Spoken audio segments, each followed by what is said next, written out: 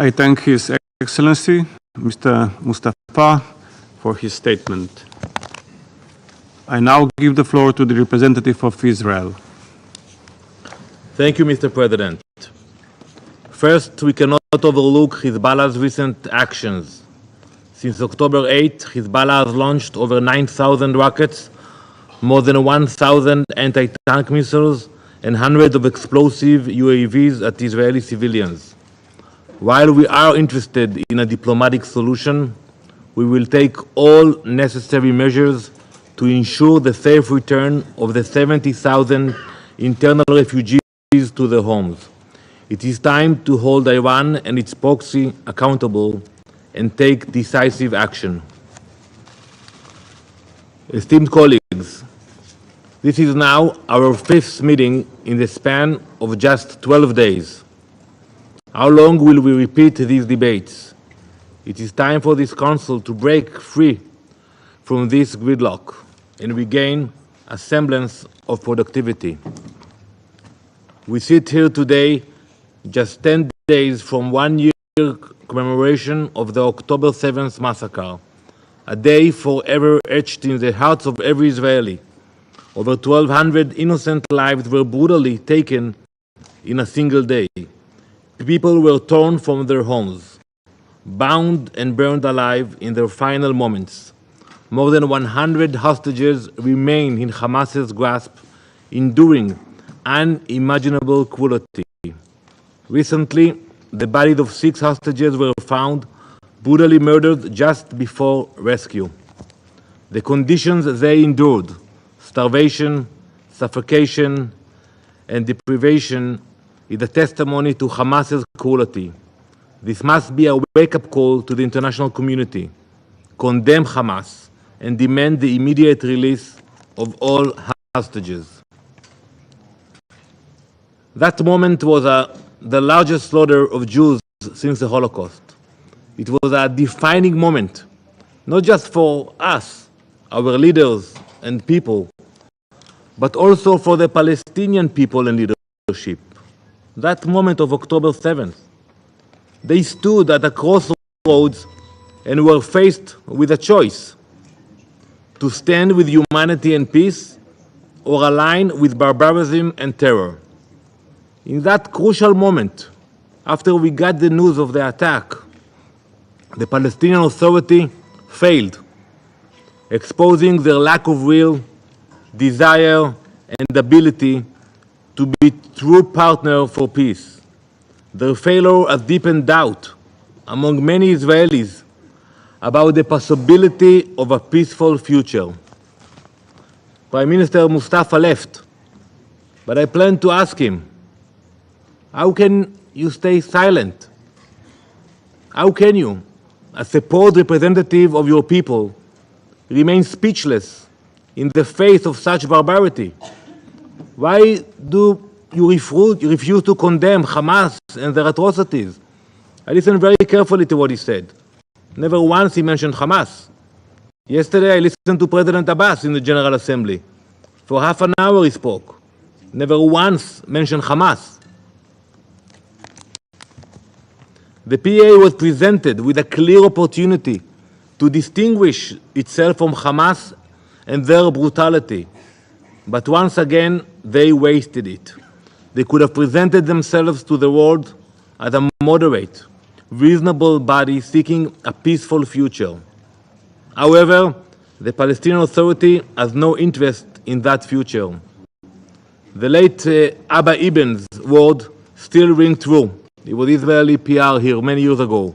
And he said, and I quote, "The Palestinians never miss an opportunity to miss an opportunity."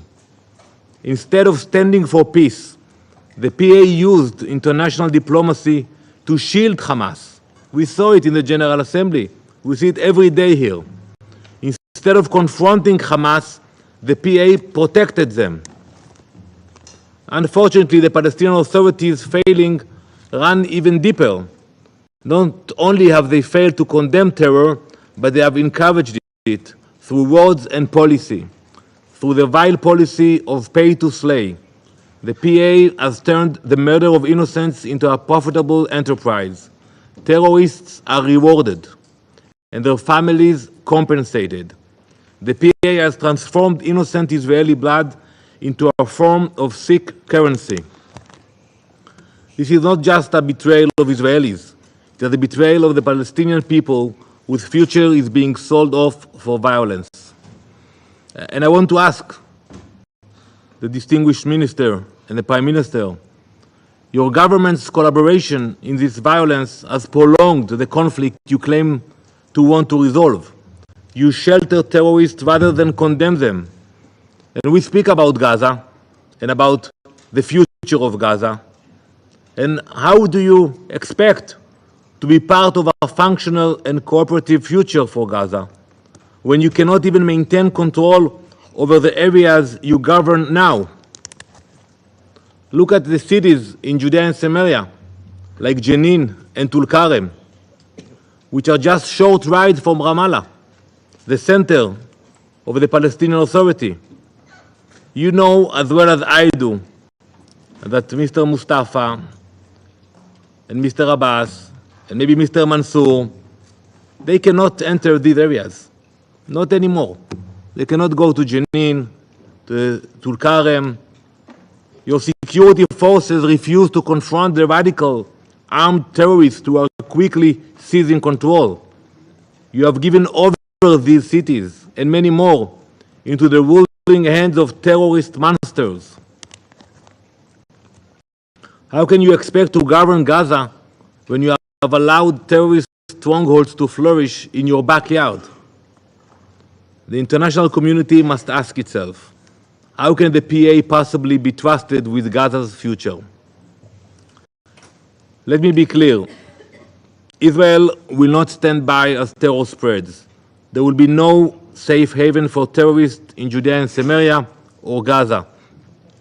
The IDF is operating wherever necessary, focusing on areas like North Samaria, from where terrorists launch many of their attacks. Everyone here must remember, these operations would not be necessary if the Palestinian Authority met their obligations. They are both incapable and unwilling to do so. Instead of rooting out terrorism, they allow it to fester, leaving Israel no choice but to act. And that's what we do. And we have a mission to eliminate terror wherever it arises, in Beirut, in Jenin, in Gaza, and we will not stop until our citizens are safe.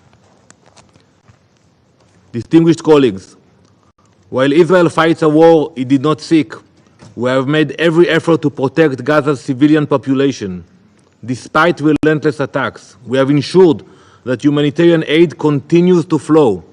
Well over 1 million tons of aid have entered the Strip via over 50,000 trucks. Of the more than 1 million tons of aid, over 800,000 tons have been food. We stand ready to continue to facilitate the entry of aid, and we will continue to go above and beyond our international obligations, even as Hamas continues to embed itself among civilians. These are not actions of a nation seeking destruction. As the Palestinian Authority and their allies would have you believe, and you're going to hear many ministers today, these are the actions of a nation that values life, fighting an enemy that worships death above all else. Yet the PA remains silent on these facts, choosing instead to distort reality to further their political agenda. It is time for the international community to regain its moral clarity. And you know, we see it all over, around the world. We see a clear divide between those who seek peace and those who thrive on chaos and violence. Do not waver. Do not hesitate. There is a distinction between good and evil. In each of your countries, you face radical forces, criminals, extremists, and law-abiding citizens who simply want to live in peace. The question we must ask ourselves today is this: which path is the Palestinian Authority choosing? They have to decide. They want to follow Hamas or to be something else. The PA must be forced to condemn terrorism, to renounce Hamas, and to change the radical positions that fuel this cycle of violence. They must realize there is no future in terrorism and that peace requires courage, not weakness. But whether or not the international community finds the strength to act, Israel will not waver. We will continue to defend our people, protect our borders, and uphold the values of peace and justice. Our resolve is unbreakable, our mission is clear, and we will prevail.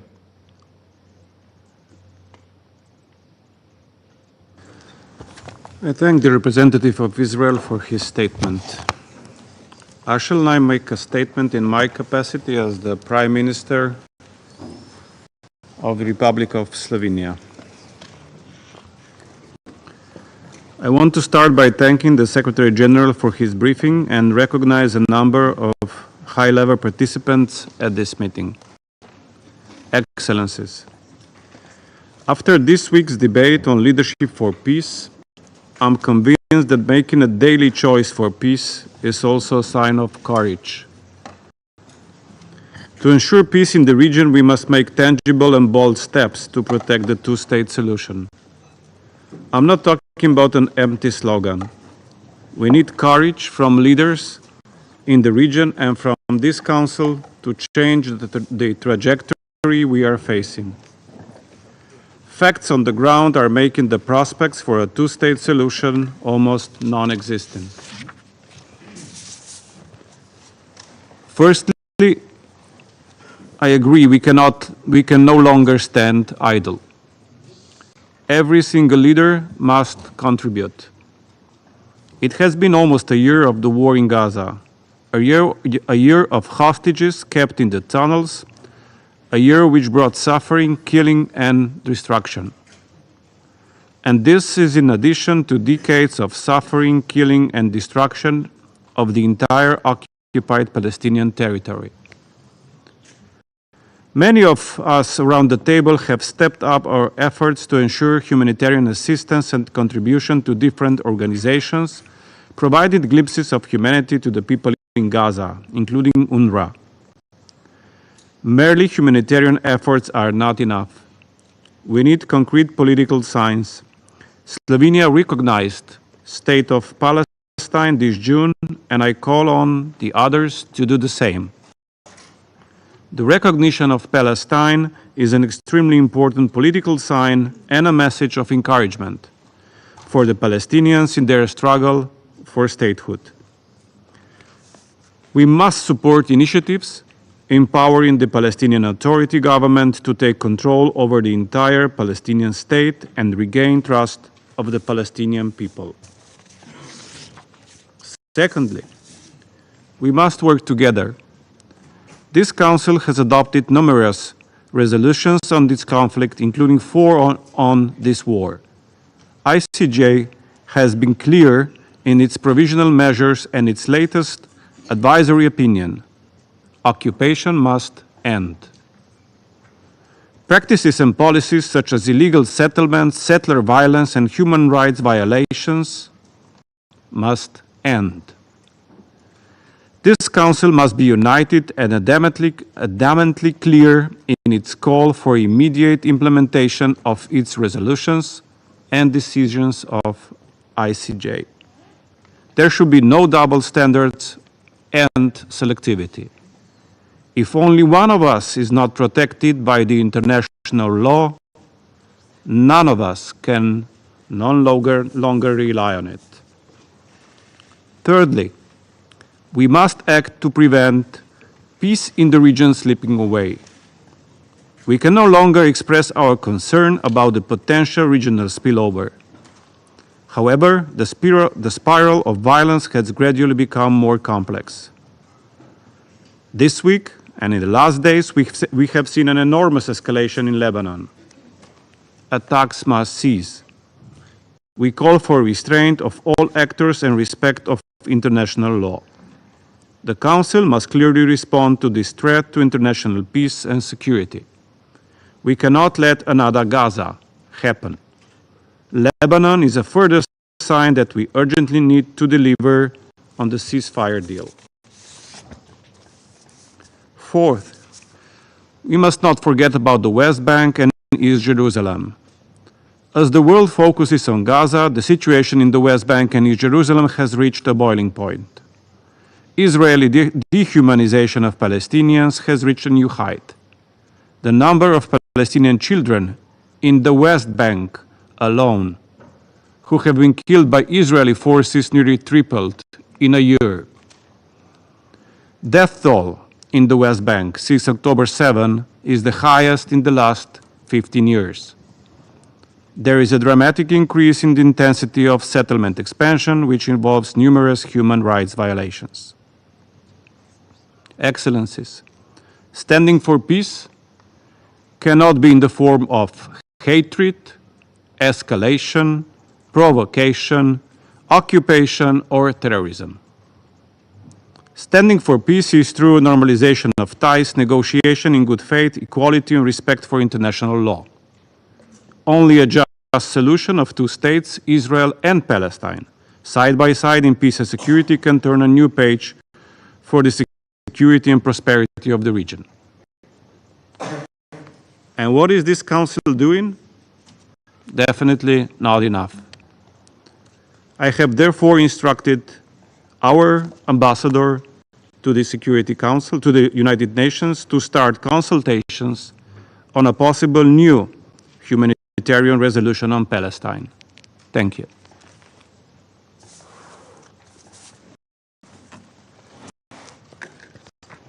I resume my function as President of the Council.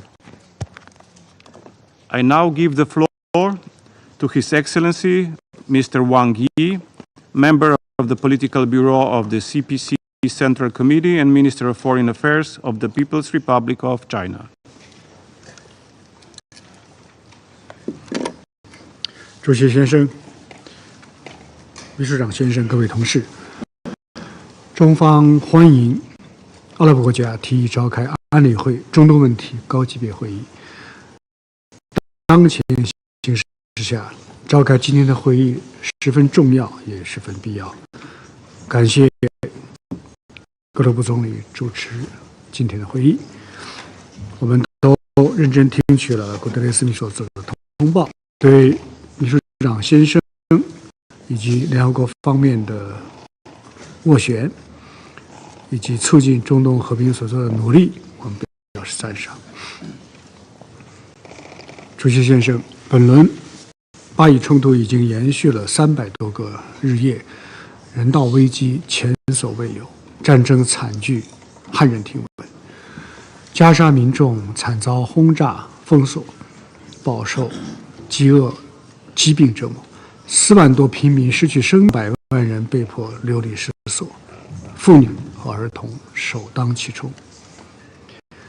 与此同时，从黎巴嫩到叙利亚，从也门到伊朗，冲突外溢持续蔓延，地区热点交织共振，冲突烈度螺旋上升，中东局势令人担忧。中东不稳，天下难安。面对当前的困难和挑战，国际社会不能置身事外，安理会更不能无所作为。在此，中方提出4点主张：第一，战争冲突不能持续，必须立即实现全面停火。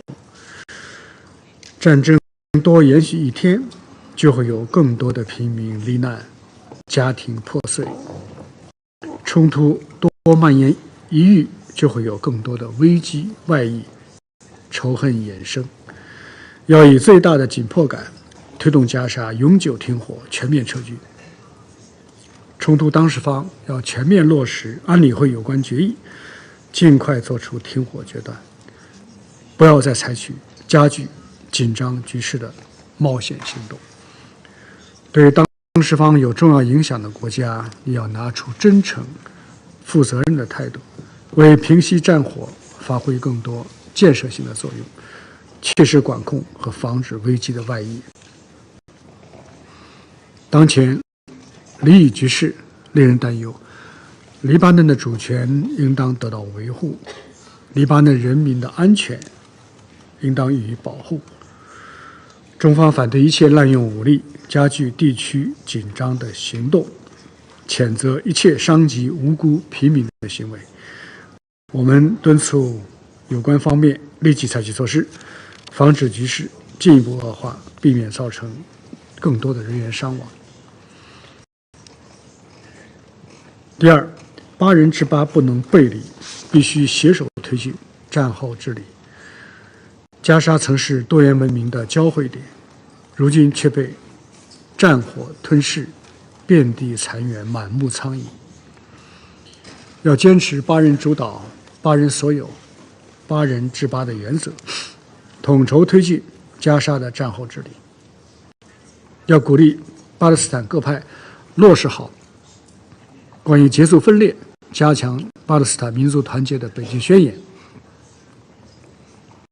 支持巴勒斯坦民族权力机构增强权威和治理能力，实现对巴勒斯坦所有领土的有效管辖，以巴勒斯坦人民为主体开展具体的治理事宜。中方呼吁召开战后重建会议，倡议国际社会、地区国家和区域组织积极参与。第三，公道正义不能缺席，必须尽快激活两国方案。上周，紧急特别人大以压倒多数通过首份由巴勒斯坦提出的决议，要求落实国际法院的咨询意见，尽快结束以色列对巴勒斯坦领土的非法的占领，这具有重要的历史意义。联合国有关决议不能沦为一纸空文，巴勒斯坦人民建立自己的国家的梦想不能被一再否决。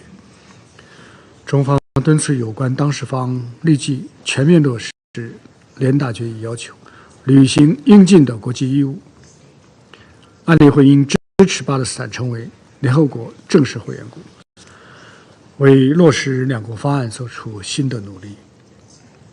中方支持召开更大规模、更具权威、更有实效的国际和会，制定落实两国方案的时间表和路线图，最终实现巴勒斯坦和以色列两个国家和平共处，阿拉伯和犹太两个民族和谐共存。第四，国际合作、国际支持不能缺位，必须维护中东和平稳定。中东曾是人类历史的文明高地，绝不应成为当今时代的和平低谷。国际社会要在充分尊重中东国家意愿基础上，支持中东国家运用自身智慧解决地区热点难点问题。要在坚持相互尊重、公平正义的前提下，推动构建符合中东历史现实、兼顾各方合理关切的安全架构。要支持这一地区的联合国维和行动有效履行授权，推动局势降温，促进和平发展。国际社会要加大人道援助力度，确保人道物资有效准入，支持联合国近东巴勒斯坦难民救济和工程处继续发挥重要作用。尚未恢复对工程处供资的国家，应该尽快恢复供资。要帮助中东国家，特别是受冲突影响的国家，实现可持续的发展，夯实持久和平的基石。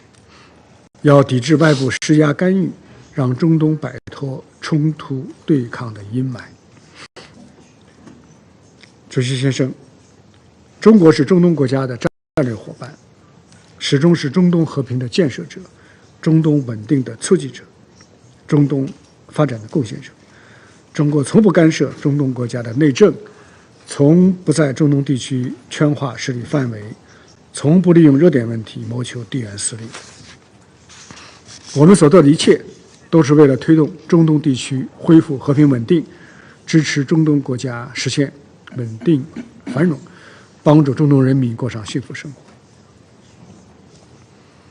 战争考验人类的良知与正义，和平需要各国的智慧和决心。中国愿意同包括阿拉伯和伊斯兰国家在内的所有热爱和平、主张正义的国家一道，共共同为早日平息战火、遏阻冲突外溢、落实两国方案、促进中东和平而不懈努力。谢谢主席先生。I thank His Excellency Mr. Wang for his statement. Now give the floor to His Excellency Mr. Ahmed Attaf, Minister of Foreign Affairs and National Community Abroad of Algeria.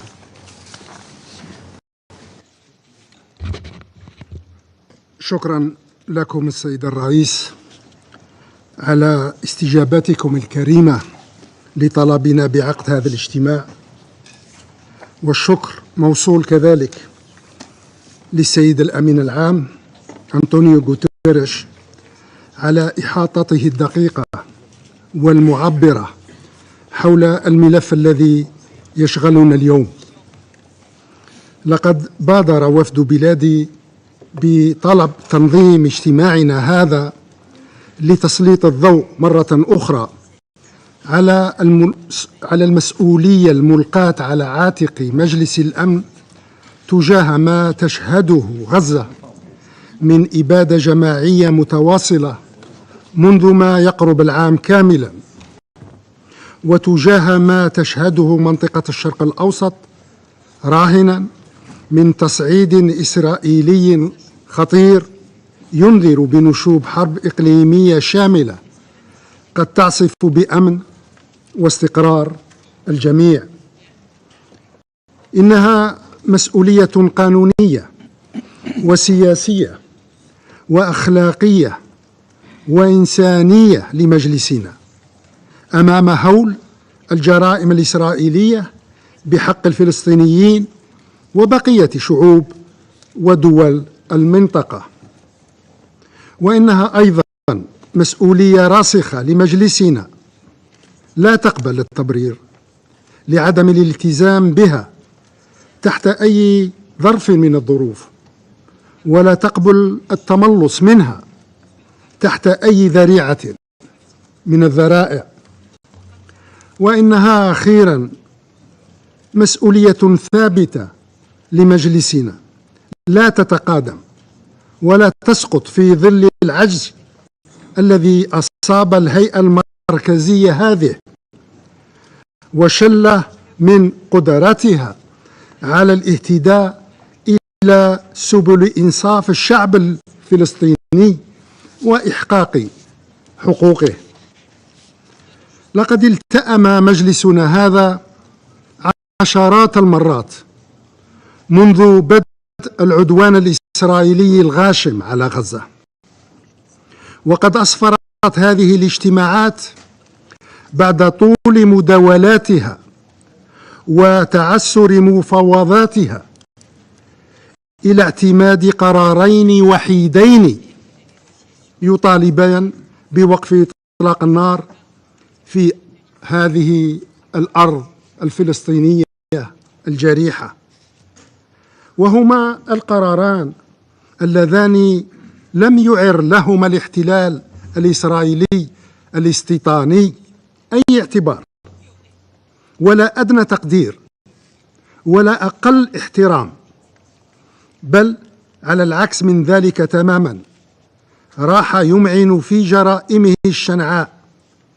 وانتهاكاته الصارخة وممارساته اللا إنسانية دون أن يلقى أي ردع حاسم أو أي إدانة صريحة أو حتى أبسط لوم أو انتقاد من لدن مجلسنا هذا.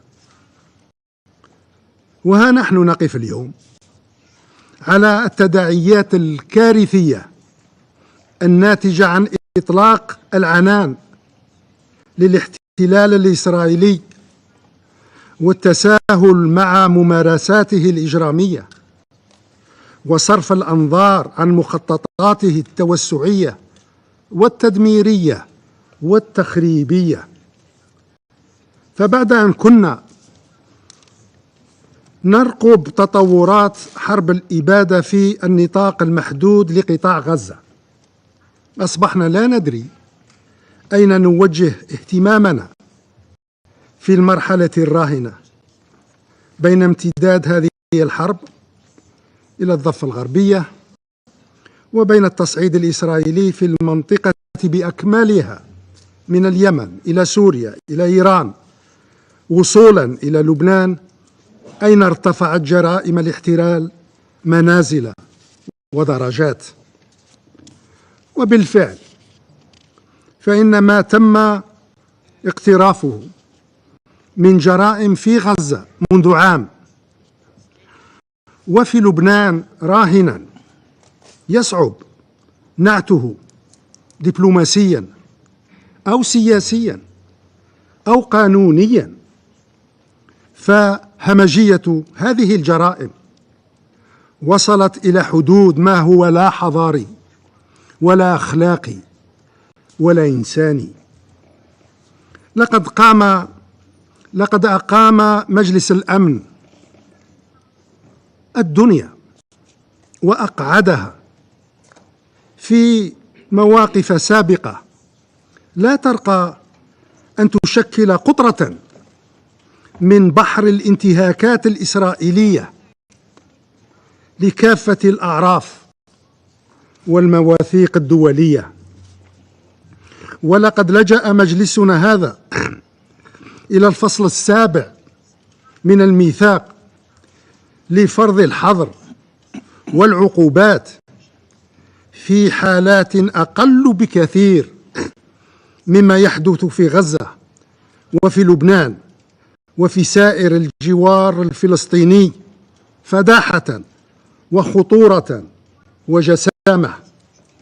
ولقد كان مجلسنا هذا وراء تحريك الهيئات القضائية الدولية وتأليبها في مواضع لا تقارن البتة مع هول وهمجية ما شهدناه ولا نزال نشهده من جرائم الاحتلال الإسرائيلي.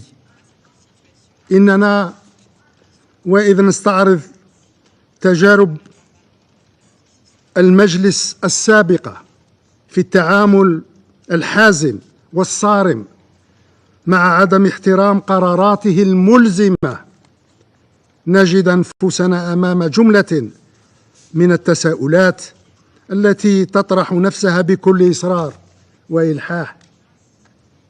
إلى متى؟ إلى متى يبقى الاحتلال الإسرائيلي الاستيطاني يحظى بنظام خاص من اللامساءلة واللامحاسبة واللامعاقبة، نظام ينطبق عليه دون سواه؟ إلى متى؟ إلى متى يبقى هذا الاحتلال محرر اليدين ومطلق السراح يمعن في الإجرام مثل ما يشاء ويدوس الشرعية الدولية أينما شاء ويعبث بأمن واستقرار المنطقة كيفما شاء دون أن يتحمل أو يحمل تبعات أفعاله وعواقب ممارساته؟ وإلى متى؟ إلى متى يبقى هذا الاحتلال يتمادى في طغيانه وتسلطه وكأنه يملك بيديه مصير ومستقبل الفلسطينيين، بل مصير ومستقبل المنطقة برمتها، دون أن يتم وضع حد لهذا التجبر ولهذا الغرور؟ إننا نعتقد جازمين ومخلصين أن الإبقاء على وضع كهذا يعني الرهان على الأسوأ، الرهان على تشجيع وترسيخ هيمنة المحتل، والرهان على تكريس واقع الاحتلال والتوسع بالقوة، والرهان على تعبيد الطريق واسعا أمام المخطط الإسرائيلي الذي سيدفع لا محالة بالفلسطينيين وبجميع دول المنطقة نحو مصير لا يصعب البتة التنبؤ بمآلاته وتداعياته الكارثية على الجميع. إن خطورة هذه التطورات لا تدع أي مجال لتماطل أو تقاعس مجلسنا هذا في العمل على إعلاء المسؤولية الملقاة على عاتقه. فالفلسطينيون ومعهم اللبنانيون وكافة دول وشعوب المنطقة لا يطلبون المستحيل أو المحال، إنهم يطلبون تحرك مجلسنا هذا لوقف ما يطالهم من تقتيل وتنكيل وخراب وتدمير، وإنهم يطلبون تحرك مجلسنا هذا لفرض احترام ما اعتمده من قرارات ملزمة، وإنهم يطلبون تحرك مجلسنا هذا لتغليب ما يقره القانون الدولي من قواعد وضوابط وأحكام يتساوى الجميع في واجب احترامها والامتثال والاحتكام إليها. وقناعتنا تبقى راسخة من أن تمادي الاحتلال الإسرائيلي في إجهازه على القضية الفلسطينية لن يزيد هذه القضية إلا توهجا وبروزا كأعدل قضية على وجه المعمورة، ولن يزيد الشعب الفلسطيني إلا عزما وإصرارا على استرجاع حقوقه الوطنية المسلوبة، ولن يزيد المجموعة الدولية إلا إيمانا بأحقية وحتمية إقامة الدولة الفلسطينية المستقلة والسيدة كحل عادل، كحل دائم، كحل نهائي للصراع العربي الإسرائيلي، وكشرط لا غنى عنه لاستعادة الأمن والاستقرار في منطقة الشرق الأوسط قاطبة. وشكرا سيادة الرئيس. I thank His Excellency Mr. Attaf for his statement. And now I give the floor to His Excellency Mr. Hugh Hilton Todd, Minister for Foreign Affairs and International Cooperation of Guyana.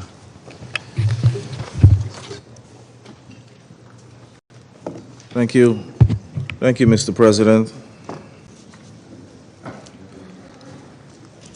Secretary General, colleague foreign ministers, permanent representatives, all. Mr. President, I thank you for convening this meeting and express my thanks to the delegation of Algeria for initiating the discussion on the ongoing situation in the occupied Palestinian territories. I also thank the Secretary General for his briefing. Mr. President, in a few days, it will be 1 year since the Hamas attack on Israel and the brutal war of retaliation on Gaza. This is another year added to the many decades of violence since 1948. Recently, however, there have been some extremely worrying dynamics. I will highlight 3 of them so that we can take cognizance of what they mean for the prospects of achieving a permanent solution, the rule of international law, and the legitimacy of the United Nations, including this Council. First, the systemic compromising of the humanitarian response. It is characterized by reduced access into Gaza, restrictions on the entry of life-saving necessities, non-functioning deconfliction mechanisms, targeted attacks on humanitarian personnel, including those of the United Nations, as well as targeted attacks on civilian infrastructure, including schools and hospitals. Second is the attempt to control the narrative about war. deliberately putting out false and misleading information about what is happening in Gaza, or attempting to muzzle those who are vocal about the atrocities taking place. We have heard, for example, that there is no challenge regarding the supply of humanitarian assistance to Gaza, except the United Nations' inability to handle the flood of aid. We have also seen the killings of journalists, even in instances where they were wearing clearly marked press vests. Just over the weekend, we saw the forceful closure of one media outfit in the West Bank. The misinformation campaign against UNRWA and its unproven accusations cost the agency dearly at the beginning of this year. Though a substantial amount of funding has been restored, significant voluntary contributions are still being withheld. The move by the Israeli Kessenet, hope I got it right, to designate the agency as a terrorist organization is another dangerous element of the misinformation campaign. The third element, and perhaps the most worrying, is the blatant and seemingly entrenched disregard for international law by the occupying power that characterizes not just this war, but the Israeli-Palestinian conflict more generally. This disregard is made even more dangerous by the accompanying lack of accountability, creating a situation of impunity. This is the principal reason for the protracted and stalled situation regarding the Palestinian question, and the reason that no solution seems imminent.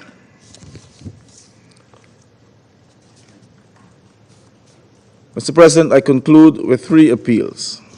One, we need an immediate ceasefire in Gaza, the release of all hostages and illegally detained Palestinians, and an end to the campaign of violence in the occupied West Bank, including East Jerusalem. We also need a de-escalation of tensions across the region and for all parties to cease their provocative actions.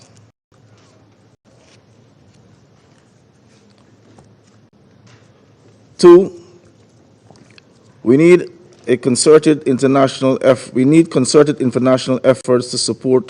in support of the well-being of the Palestinian people, both in the immediate and long term. This must include action by the Security Council to end the war in Gaza and the heightened violence in the West Bank. It has gone on for too long, far too long, and we must take decisive steps to end it and to secure peace in the region. And thirdly, we need to end this war and make progress towards achieving a two-state solution. We cannot allow Israel to continue dismantling the two-state solution. Ghana is committed to doing its part on all of these fronts. I thank you. I thank His Excellency Mr. Todt for his statement. Now I give the floor to His Excellency Mr. Manuel Gonçalves, Deputy Minister for Foreign Affairs and Cooperation of Mozambique. Mr. President, Mozambique commends the Slovenian presidency for convening this important briefing on current situation in occupied Palestinian territories. We thank Algeria for requesting this timely briefing. We also thank the Secretary General for his important statement on the alarming situation in the Middle East.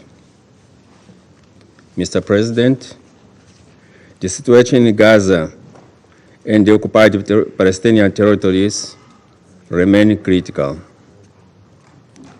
We have witnessed a significant escalation in violent and militarized operations, causing a higher number of casualties, extensive destruction of immeasurable civil infrastructure, including schools, hospitals, and shelters. The expansion of settlements has also intensified, leading to forced displacement and illegitimate property demolitions. This deeply deplorable situation is further exacerbating tension and undermining any prospect of for peace. It is imperative to emphasize that Israel's settlements in occupied Palestinian territories are illegal, unacceptable, and blatant violation of international law.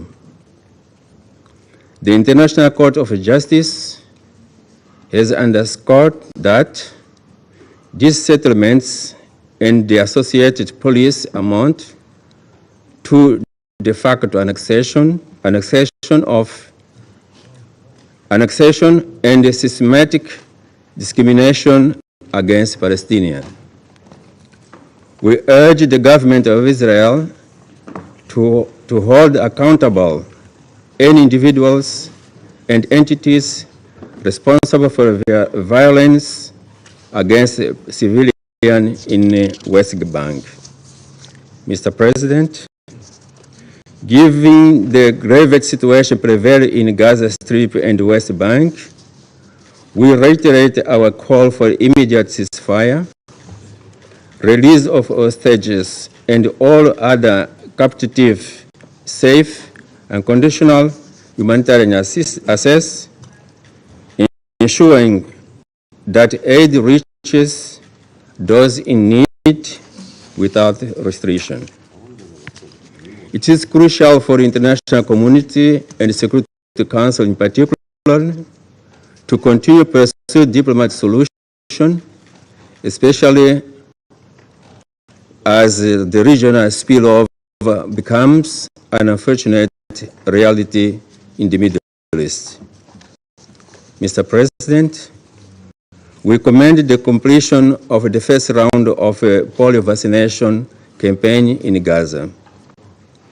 These achievements exemplifies the collaboration and dedication of all parties involved, including the World Health Organization.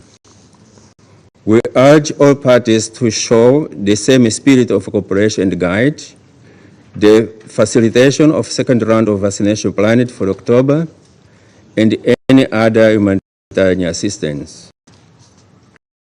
Ensuring that the children receive this vital vaccination is crucial for their health and well-being, especially in the region facing such challenging circumstances. Mr. President, in the light of current crisis in the occupied Palestinian territories, including Gaza Strip in particular, we are of view that this Security Council must take the following set of urgent actions.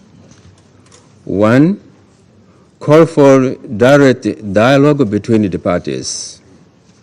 2, influence the parties to de-escalation. 3, halt the regional expansion of the conflict. 4, ensure scrupulously respect for international humanitarian law and international human rights.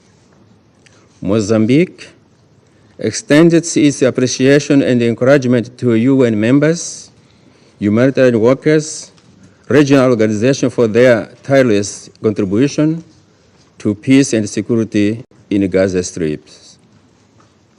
We reiterate our consistent and unwavering commitment to the vision of a two-state solution where two democratic states, Israel and Palestine, as full members of the United Nations, coexist peacefully and securely within recognized borders consistent with international law and relevant United Nations resolutions. Mozambique further stresses the importance of unifying the Gaza Strip with the West Gaza and the Palestinian Authority. Thank you so much, President. I thank His Excellency Mr. Gonzalez for his statement. I now give the floor to His Excellency Mr. Sergei Lavrov, Minister for Foreign Affairs of the Russian Federation. Благодарю вас, госпожа председатель, уважаемые министры, коллеги, дамы и господа. Благодарим генерального секретаря за его оценки ситуации на Ближнем Востоке с фокусом на беспрецедентный уровень конфронтации на оккупированной палестинской территории и в Ливано-Израильском приграничье. Этот конфликт отзывается также и в других частях региона, в том числе на Красном море и в Аденском заливе. На обширном пространстве всего Ближнего Востока и Северной Африки сохраняются очаги нестабильности. Спираль насилия вышла далеко за пределы зоны арабо-израильского противостояния, дестабилизируя обстановку не только в упомянутых мной регионах, но и в Средиземном море, в Персидском заливе и в целом на севере Африки. Краеугольным камнем этих кризисных процессов была и остается нерешенность палестинского вопроса. В эпицентре нынешнего противостояния находится сектор Газа, где начавшийся в октябре прошлого года очередной виток военных действий уже стал самым кровавым в длинной череде арабо-израильских войн. Количество убитых перевалило за 41 тысячу. Число раненых и пропавших без вести приближается к 100 тысячам. Большинство жертв – мирные жители анклава, среди которых много женщин, детей, стариков. В условиях боевых действий и установленной Израилем блокады анклава ситуация стремительно деградирует.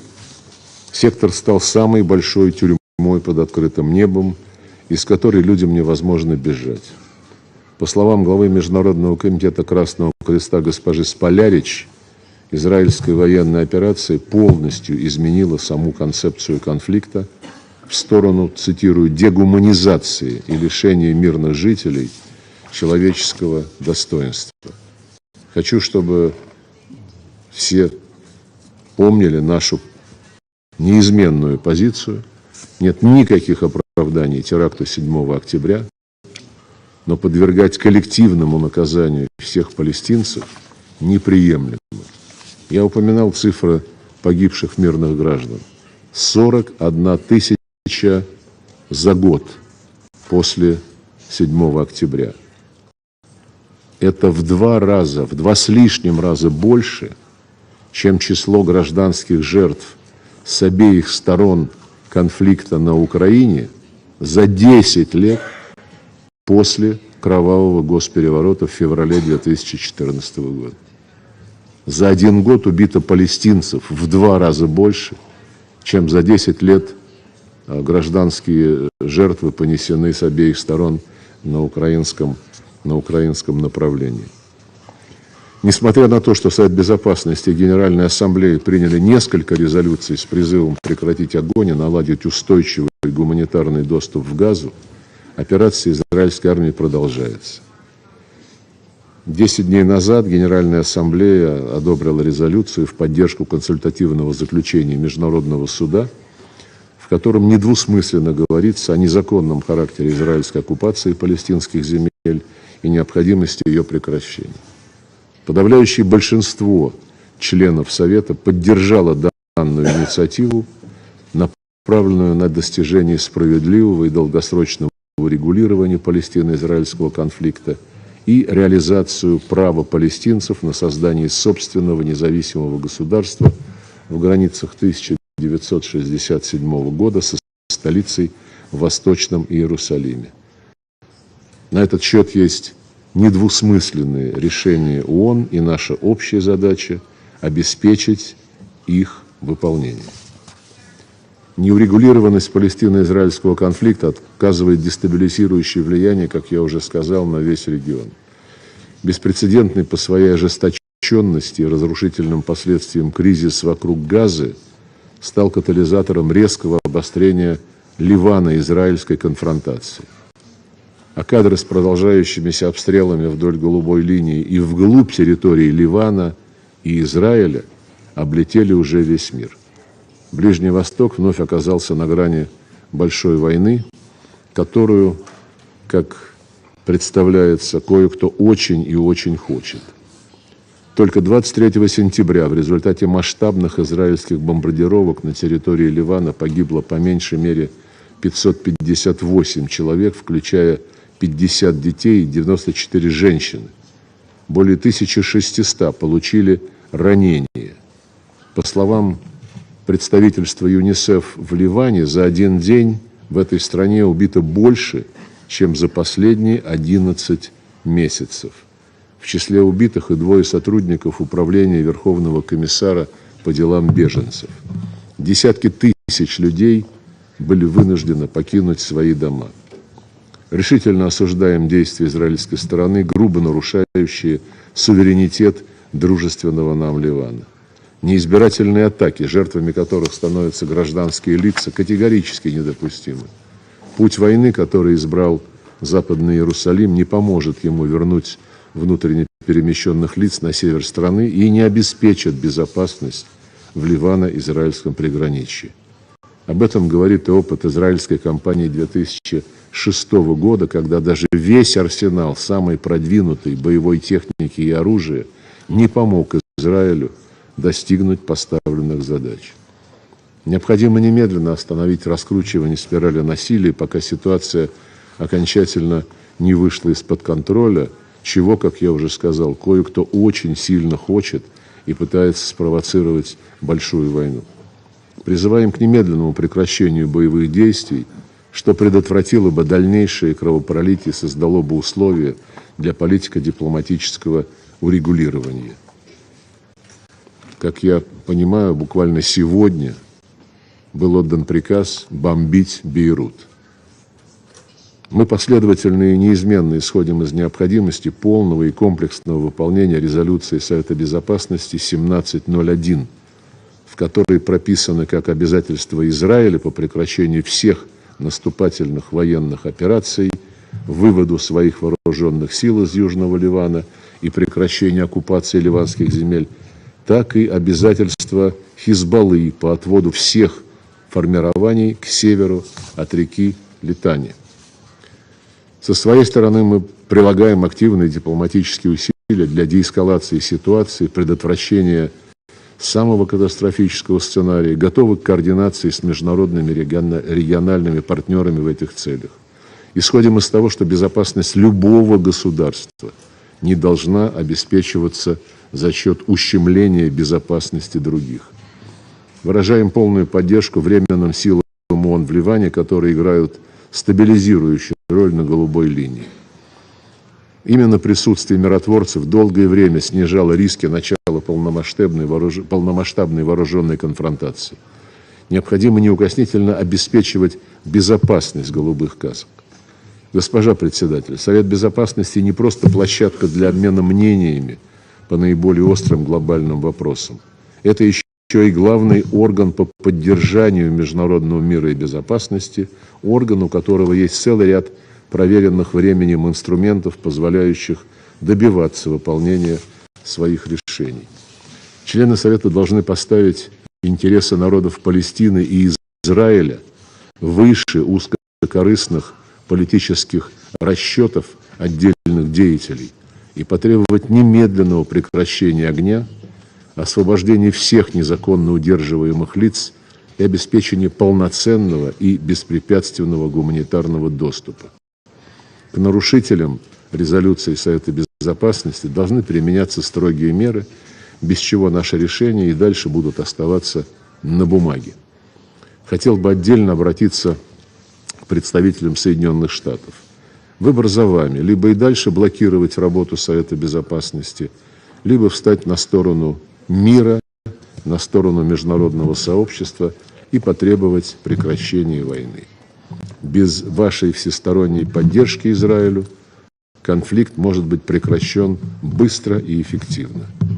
Это помогло бы создать условия для возвращения к мирным переговорам о создании независимого, суверенного палестинского государства, сосуществующего в мире и безопасности с Израилем. Переговоры, конечно же, должны проходить под эгидой международного сообщества без монополизации какой-либо страной. Мы все это уже видели, все это приводит к катастрофе. Благодарю за внимание. I thank His Excellency Mr. Lauro for his statement. I now give the floor to His Excellency Lord Ray Collins of Highbury, Parliamentary Under-Secretary of State for the Foreign, Commonwealth and Development Office of the United Kingdom of Great Britain and Northern Ireland. Thank you, President. President, let me start by underscoring a very clear message from my government. We need an immediate ceasefire and release of hostages in Gaza now, and we need an immediate ceasefire across the Lebanon-Israel border now. We are on the brink of a much larger regional war, which risks even more devastation and suffering. Unfortunately, as we have seen both on the ground today with further strikes in Beirut, and as we have heard from speeches in the General Assembly Hall, the escalation continues. We urge Israel and Hezbollah to heed the calls of the United Kingdom and our partners to immediately agree a 21-day ceasefire.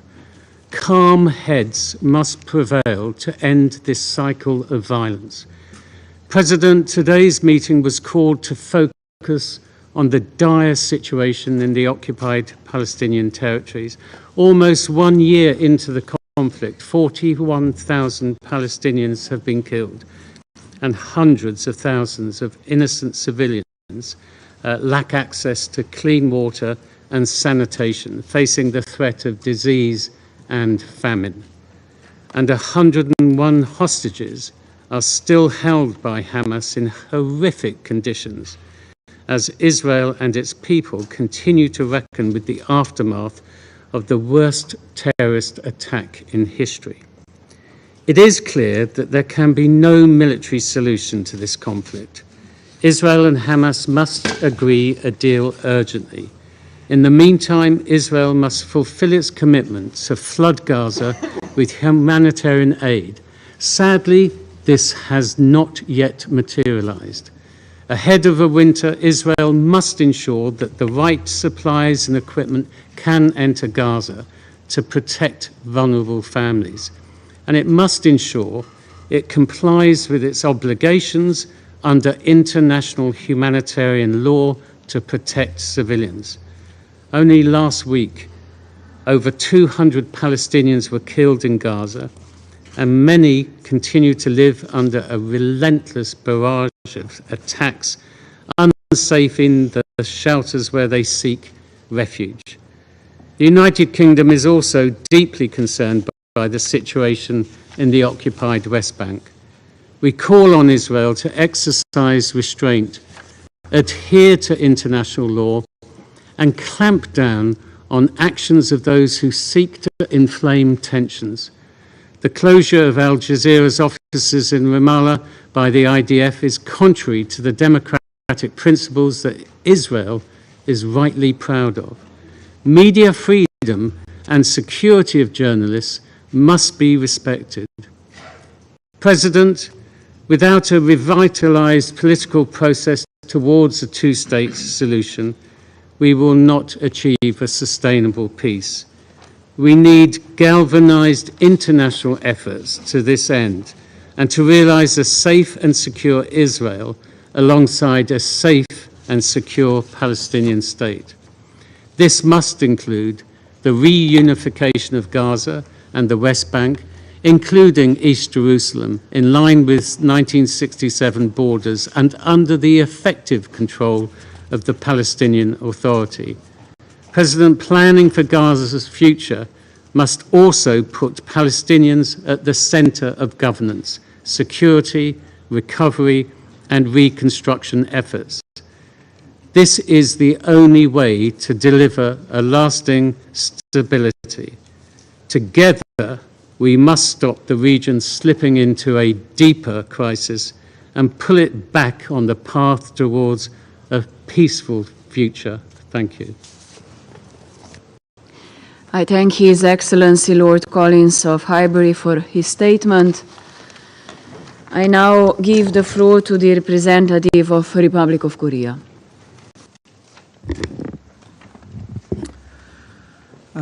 Thank you, Madam President. I would like to thank Secretary General for his insightful briefing. As my delegation reiterated at this week's Security Council briefing on Lebanon, we are deeply troubled by the heightened hostilities across the Blue Line. Today's large-scale strikes in Beirut have further deepened the gravity of our concern. All actors in the region must de-escalate and seriously consider the possible catastrophe at the end of this dangerous cycle of violence. Maximum restraint is still the best option. Amid the unprecedented escalation in Lebanon and Israel, we remain extremely concerned by the ongoing humanitarian catastrophe in Gaza, as well as surging violence and instability in the West Bank, including strengthened movement restrictions for Palestinians. We are and should be still hopeful for the release of all hostages and an immediate ceasefire in Gaza, as well as an urgent de-escalation in Lebanon. In this regard, we fully support all diplomatic efforts by key regional and global stakeholders, including the recent US-France-led initiative on securing an immediate 21-day ceasefire across the Lebanon-Israel border. We call on both sides to accept this without delay. On the other hand, we are dismayed that, according to last week's media reports, quoting high-level officials, the deal for Gaza, mediated by US, Qatar, and Egypt, may not be reached for months. We assume that the direct parties have many political and military considerations in the negotiating process. However, the humanitarian suffering of both Palestinian civilians and Israeli hostages in Gaza permits no time to calculate such equations. As humanitarian suffering deepens in Gaza and the West Bank, the foundation of long-term peace will further deteriorate and break down with multi-generational resentment and anger. Thus, a swift ceasefire is essential for not only to relieve the current humanitarian suffering, but also to establish the conditions requisite for durable peace and stability in the Middle East. Madam President, the current conflict in Gaza has a disproportionate impact on children, with a total shutdown of education throughout Gaza. However, even in this dark reality, we are witnessing a glimmer of hope for the future of these children through the selfless devotion of humanitarian workers. We applaud efforts led by UNRWA to establish temporary learning sites for more than 30,000 children. And it is painfully clear that additional efforts are greatly needed to restore, at least partially, the destroyed education system in Gaza, where 85% of school buildings have been damaged, and more than 6,500 students have been out of class since October 7.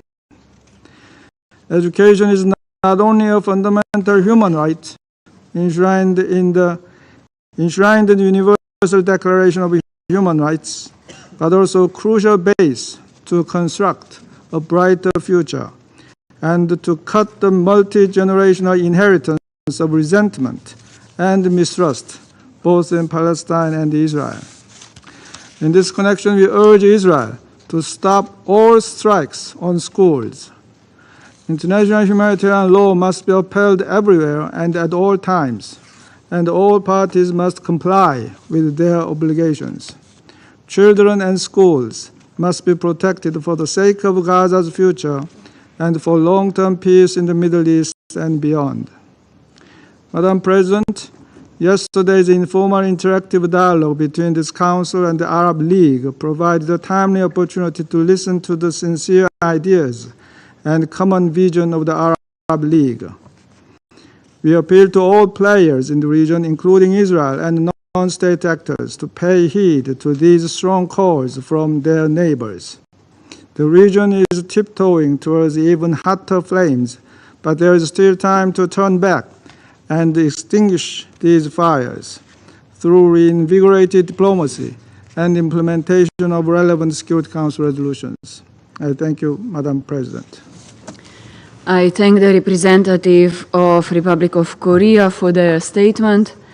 I give the floor to the representative of Ecuador. Gracias.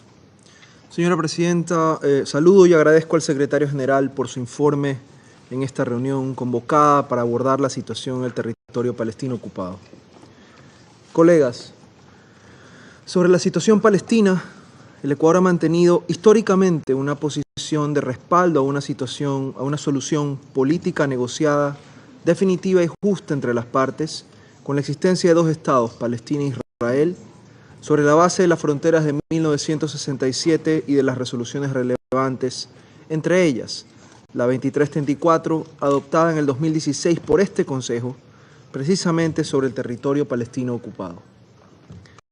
La declaración de la presidencia de este Consejo de febrero del 2023 se opone enérgicamente a todas las medidas unilaterales que obstaculicen la paz y pongan en riesgo la solución biestatal.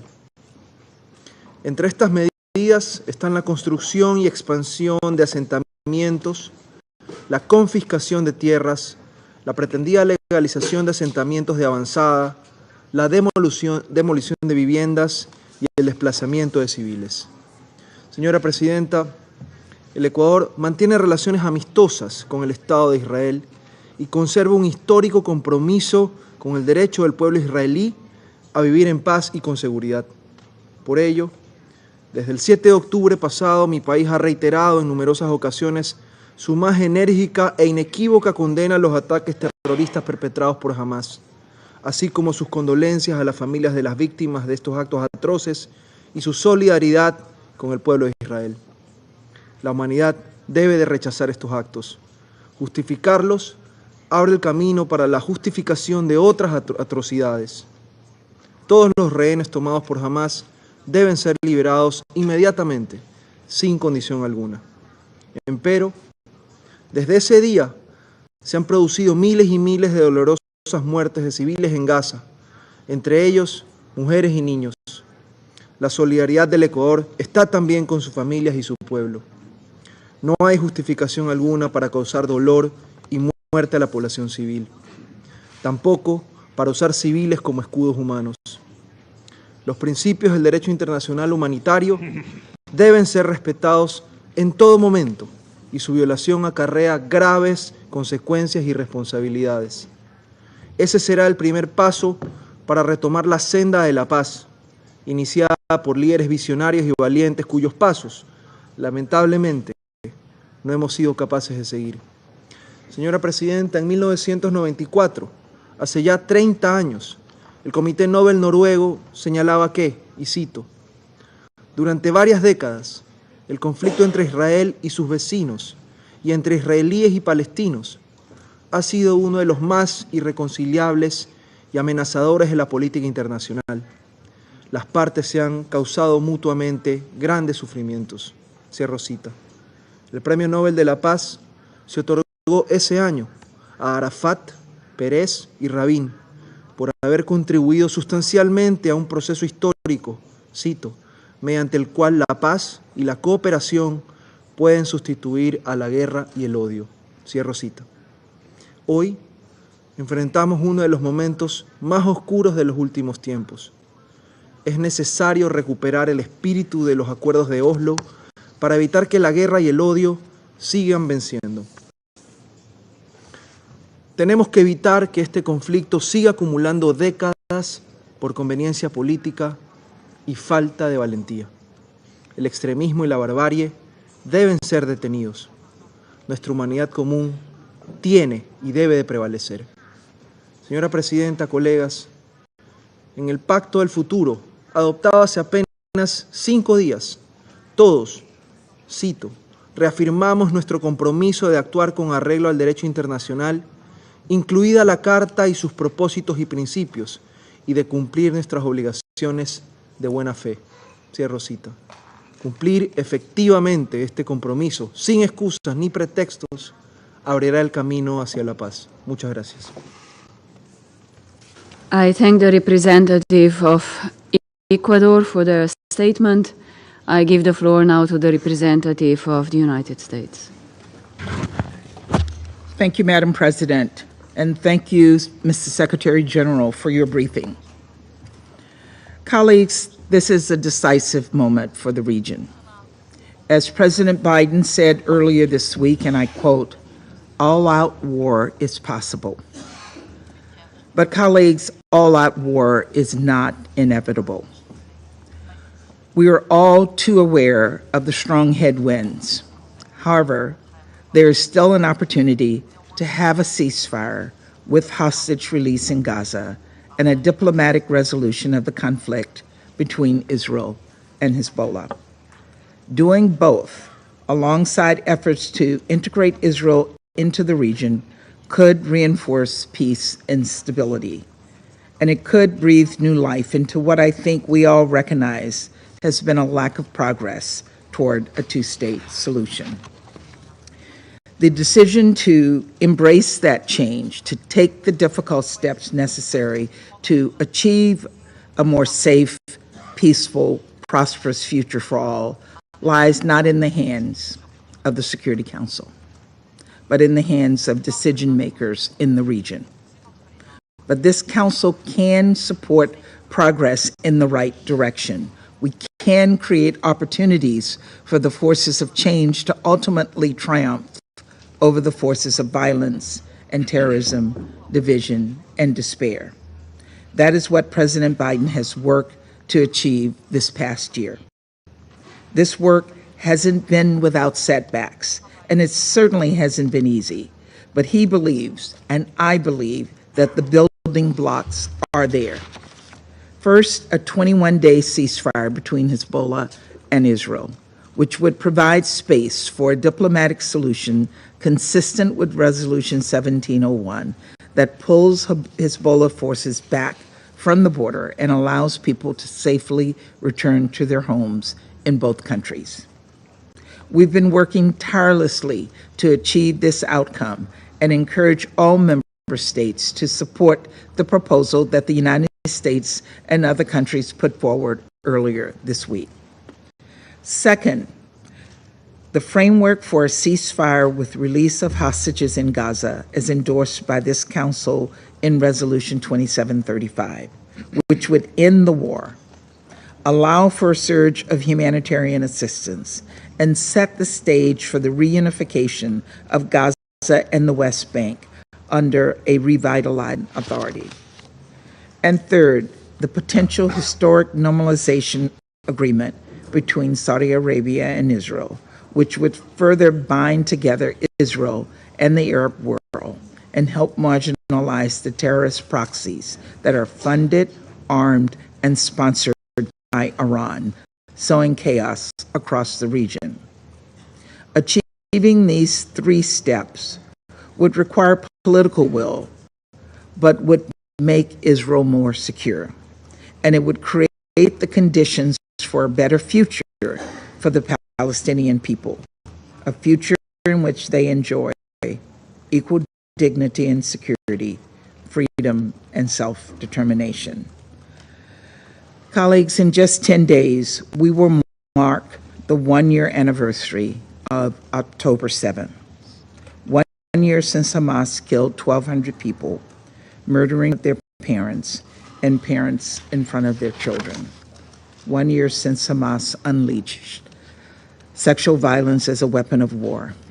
1 year since Hamas took hundreds more hostage, including Americans and citizens from more than a dozen countries, some of which sit on this council. As President Biden said, the world must not flinch from the horrors of October 7th. Any country, any country would have the right and responsibility to ensure that such an attack could never happen again. Israel is no different. With that, we must all recognize that allowing the terrorist group that committed this carnage to dictate the terms of peace is hardly a recipe for regional stability.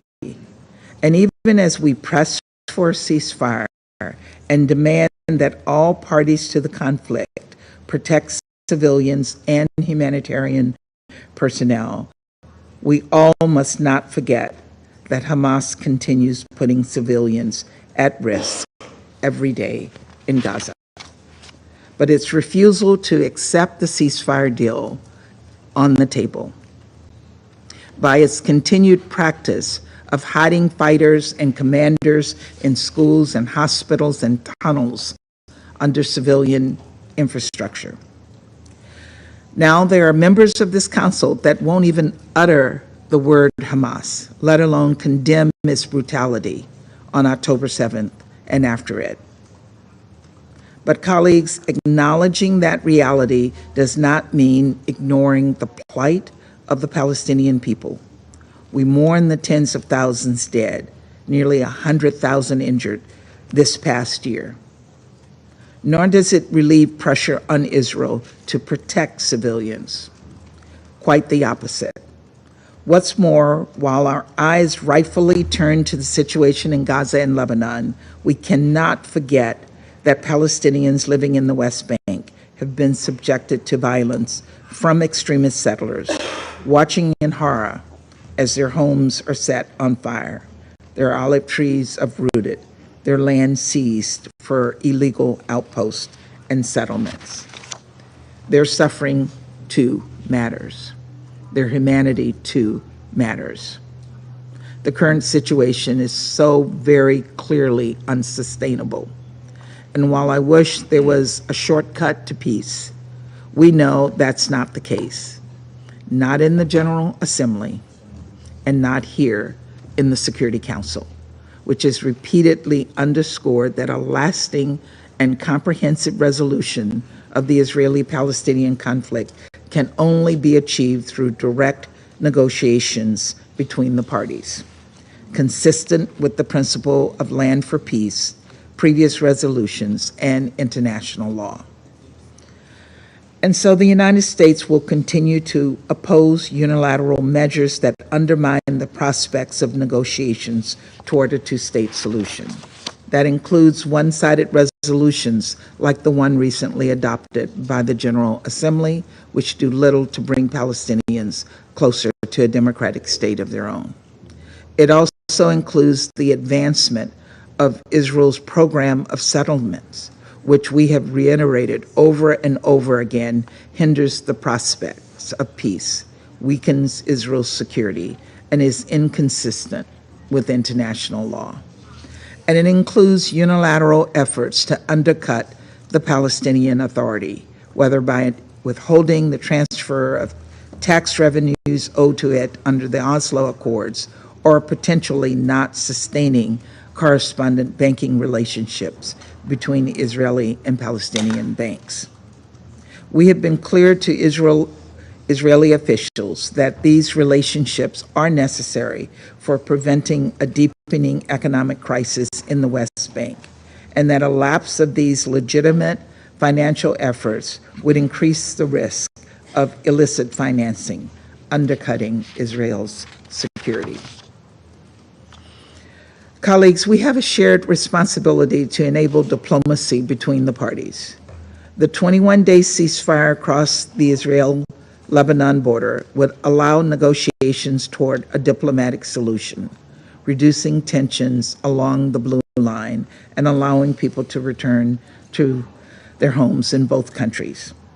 The ceasefire with hostage release in Gaza, and ultimately a normalization deal with a firm commitment to a political horizon for the Palestinian people. Creating openings for diplomatic process takes political will, and it requires leaders to make some difficult decisions. But for the sake of Israeli, Palestinian, and Lebanese civilians, and all those in the region desperately hoping for peace, it is critical that those leaders make the right decisions. Let us help rather than hinder them in doing just that. Thank you. I thank the representative of the United States for their statement. I give the floor to the representative of France. Madame la Présidente, je remercie le secrétaire général de son exposé. Comme l'a dit le président Emmanuel Macron devant l'Assemblée générale mercredi, il ne doit pas y avoir de guerre au Liban. Nous appelons avec force Israël à cesser l'escalade en cours au Liban et le Hezbollah à cesser les tirs vers Israël. Depuis le début de la semaine, les frappes israéliennes ont déjà causé plusieurs centaines de morts civiles, dont des dizaines d'enfants. Le droit international humanitaire doit être respecté. Les civils, qu'ils soient libanais ou israéliens, ne doivent en aucun cas être pris pour cible. Les frappes massives qui se sont déroulées aujourd'hui dans la banlieue sud de Beyrouth ont une nouvelle fois causé des destructions et fait de nombreuses victimes. Elles doivent cesser immédiatement. La France est déterminée à obtenir la cessation des hostilités le long de la ligne bleue, en accord avec la résolution 1701, et à assurer la sécurité des populations civiles en Israël comme au Liban. À Gaza, la guerre qui fait rage depuis bientôt 1 an doit s'arrêter sans plus tarder. Ce Conseil l'a exigé par sa résolution 2735 et il doit contribuer à mettre un terme à la tragédie qui s'y déroule. Il faut un cessez-le-feu immédiat et permanent dans la bande de Gaza. Tous les otages doivent être libérés sans délai. Les obstacles à l'aide humanitaire doivent être levés. La stabilité de la région est en jeu. La France condamne toutes les attaques visant des écoles, des abris de personnes déplacées, des personnels humanitaires ou des Nations Unies. Le droit international humanitaire s'impose à tous, y compris à Israël. Il n'y a pas deux poids, deux mesures. Nous rendons aussi hommage à l'OMS, l'UNICEF et l'UNRWA pour avoir mené à bien une campagne de vaccination contre la polio. À l'approche du 7 octobre, la France rappelle sa ferme condamnation des attaques terroristes commises par le Hamas et d'autres groupes terroristes. L'attachement de la France à la sécurité d'Israël est connu et il est indéfectible. L'urgence humanitaire à Gaza ne doit pas nous faire perdre de vue la Cisjordanie, où la situation ne cesse de se dégrader. L'accélération de la colonisation, qui est illégale et que la France condamne, éloigne la perspective d'y établir un futur État palestinien viable et contigu. La politique de terreur menée par les colons doit cesser sans délai. La France condamne les violations du statu quo historique sur les lieux saints à Jérusalem-Est, de même que les provocations et les mesures unilatérales qui risquent de conduire à un embrasement de la situation à Jérusalem-Est et en Cisjordanie. Madame la Présidente, face à la tragédie au Proche-Orient, l'inaction, notamment de ce Conseil, n'est pas une option. La France soutient les efforts de médiation conduits par les États-Unis, l'Égypte et le Qatar. Tout doit être fait pour que ces négociations aboutissent au plus vite. En lien avec ses partenaires, la France poursuit ses efforts pour une relance des efforts de paix visant à mettre en œuvre la solution des deux États. Elle restera à l'initiative, y compris au Conseil de sécurité, qui aura tout son rôle à jouer le moment venu. Dans l'immédiat, nous devons continuer d'aider les Palestiniens à établir un futur État palestinien, viable, souverain et contigu. Les mesures qui visent à affaiblir l'autorité palestinienne doivent cesser. La France appelle Israël à ne plus faire obstacle au transfert des revenus de l'autorité palestinienne. Elle soutient une autorité palestinienne réformée, capable d'exercer ses responsabilités sur l'ensemble des territoires palestiniens, y compris dans la bande de Gaza. Je vous remercie. I thank the representative of France for their statement. I give the floor now to the representative of Malta. Thank you, Madam President. And I also thank Secretary General for his briefing. From the start of this conflict, Malta's call has been consistent, unequivocal, and clear.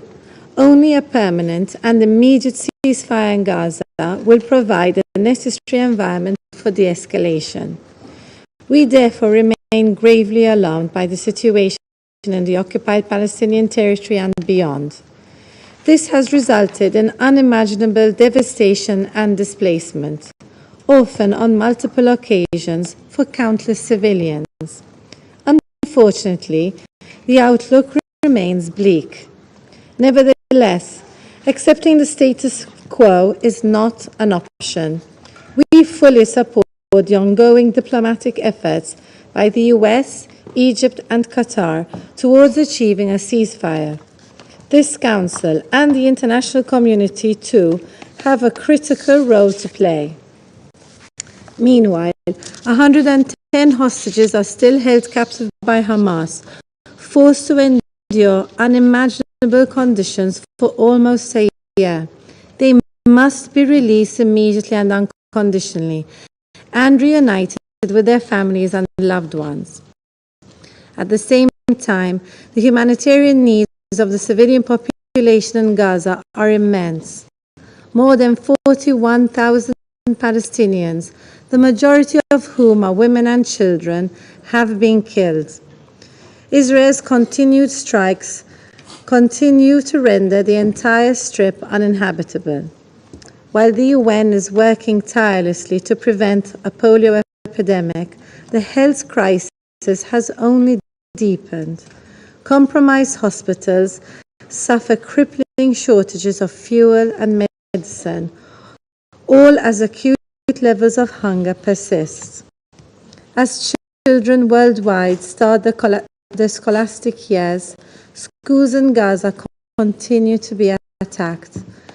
The ongoing insecurity, including attempts to use educational facilities for non-education purposes, deprives children of their safety and access to education. Additionally, the dignity, safety, health, and rights of women and girls have been gravely undermined. They face a multitude of threats and hardships, including those due to rampant lawlessness and criminality within desperate communities. It is unacceptable that international humanitarian law, including the principles of distinction, proportionality, and precaution, and international human rights law, continue to be flagrantly disregarded. We further reiterate that Israel has the responsibility to provide adequate, unimpeded access for humanitarian aid into and across the Gaza Strip, including through opening all crossings. President, Malta is also gravely concerned that the situation in the occupied West Bank, including East Jerusalem, is quickly edging towards catastrophe. This cannot be allowed to occur.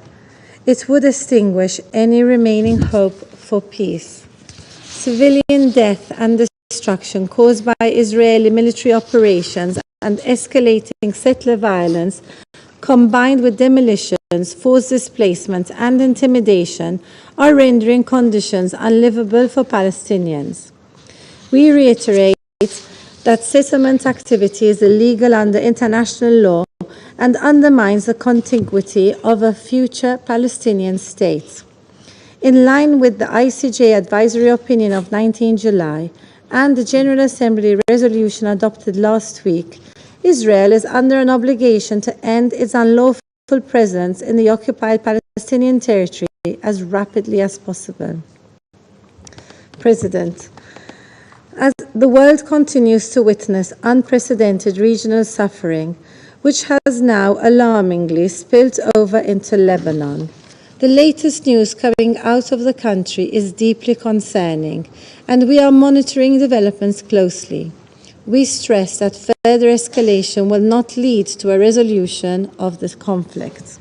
We call on all parties to exercise utmost restraint and to de-escalate the situation through diplomacy and the agreement of a sustained ceasefire. This is the only path which will allow us to rebuild a necessary political horizon and lasting peace, a peace based on a two-state solution along the pre-1967 borders, addressing the legitimate aspirations of both sides, with Jerusalem as the future capital of two states, living side by side in peace and security, in line with the relevant Security Council resolutions and internationally agreed parameters. Thank you. I thank the representative of Malta for their statement. I give the floor to the representative of Sierra Leone. Thank you, Madam President. I thank the Secretary General, Mr. Antonio Guterres, for his briefing, which clearly highlights the precarious nature of the ongoing conflict in the occupied Palestinian territory and other parts of the region. Let me further acknowledge the leadership of the Secretary General and the commitment of the entire UN system to alleviate the plight of the Palestinian people. In this regard, we commend the World Health Organization, UNICEF, and UNRWA for collaborating with the Palestinian Ministry of Health to successfully roll out the polio vaccination campaign. We honor the service and ultimate sacrifice of the over 220 UN and other humanitarian workers who have lost their lives in this conflict and stand in solidarity with all frontline operational personnel.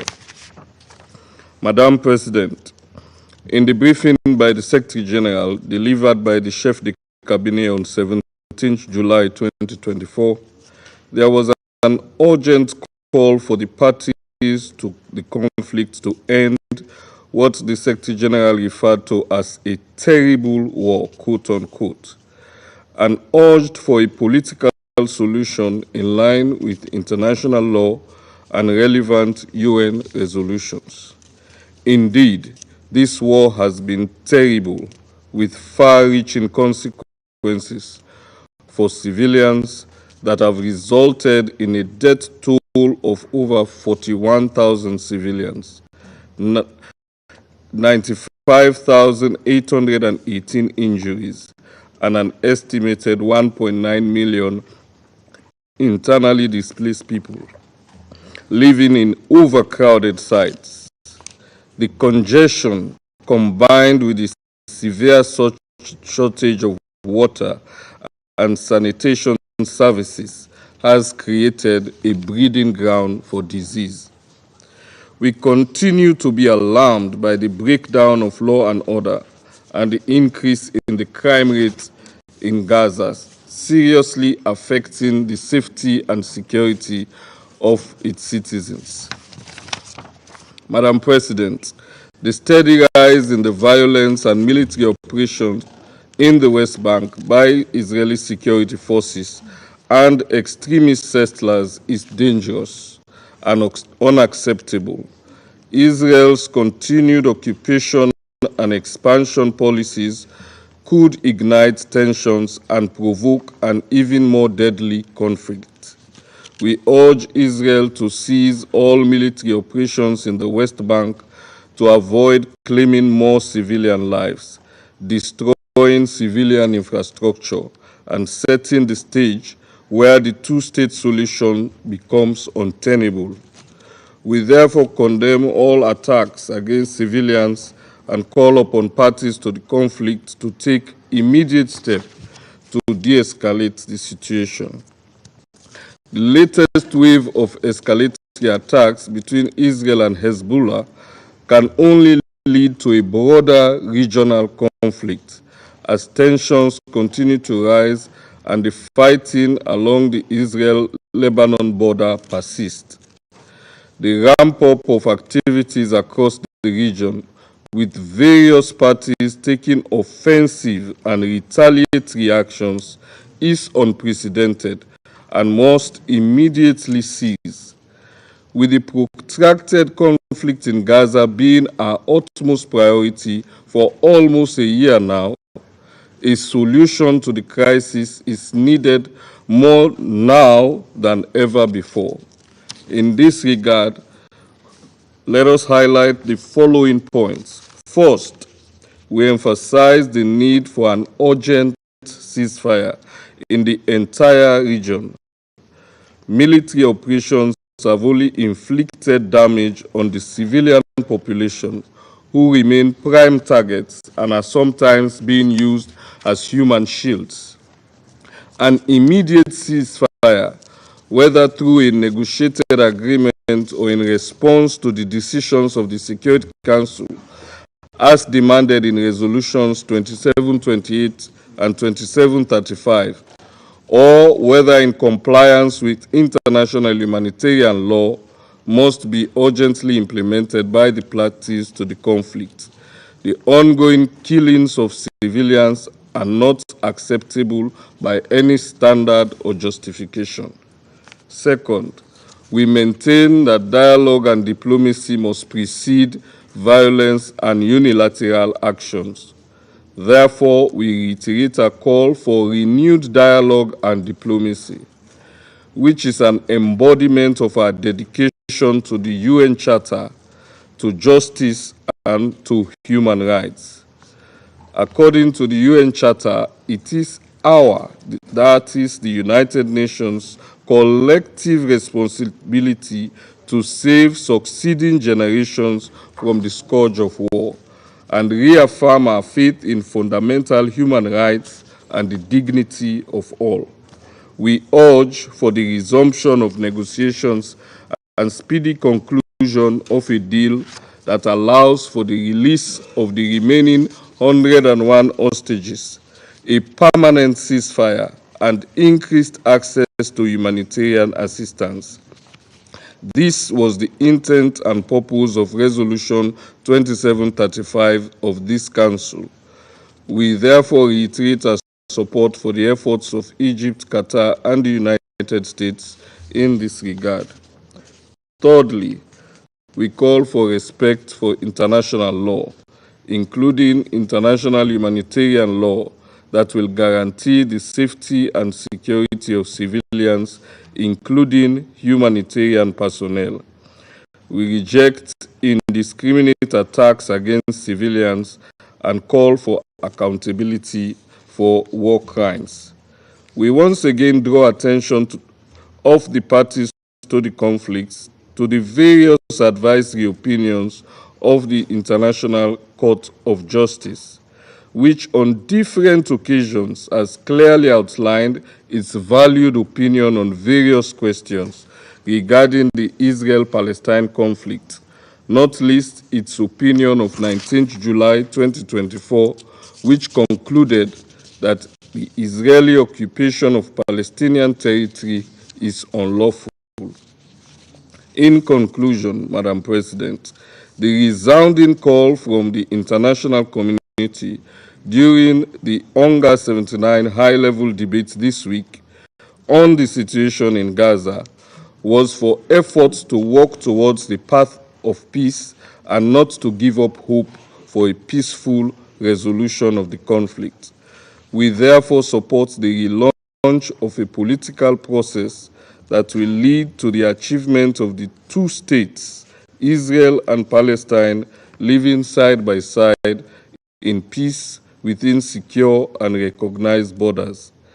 It has been proven over the years that a fragmented approach without a holistic examination of the root causes and legitimate concerns of the parties to the conflict is pointless.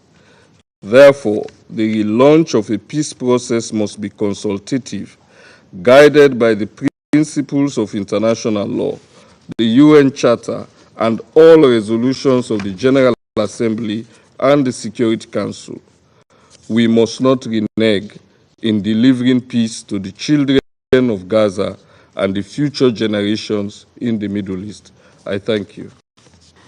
I thank the representative of Sierra Leone for the statement.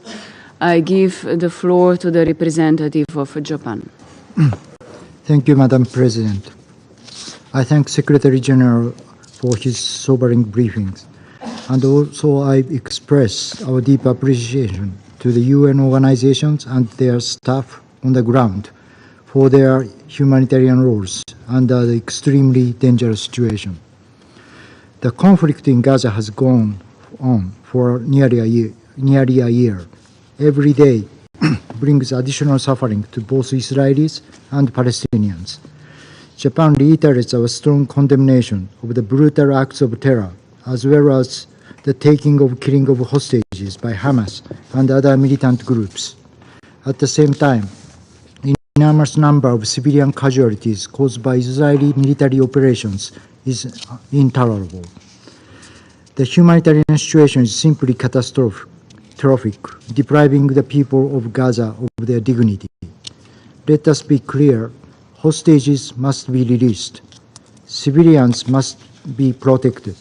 Humanitarian personnel must be guaranteed a safer operating space. International law must be respected.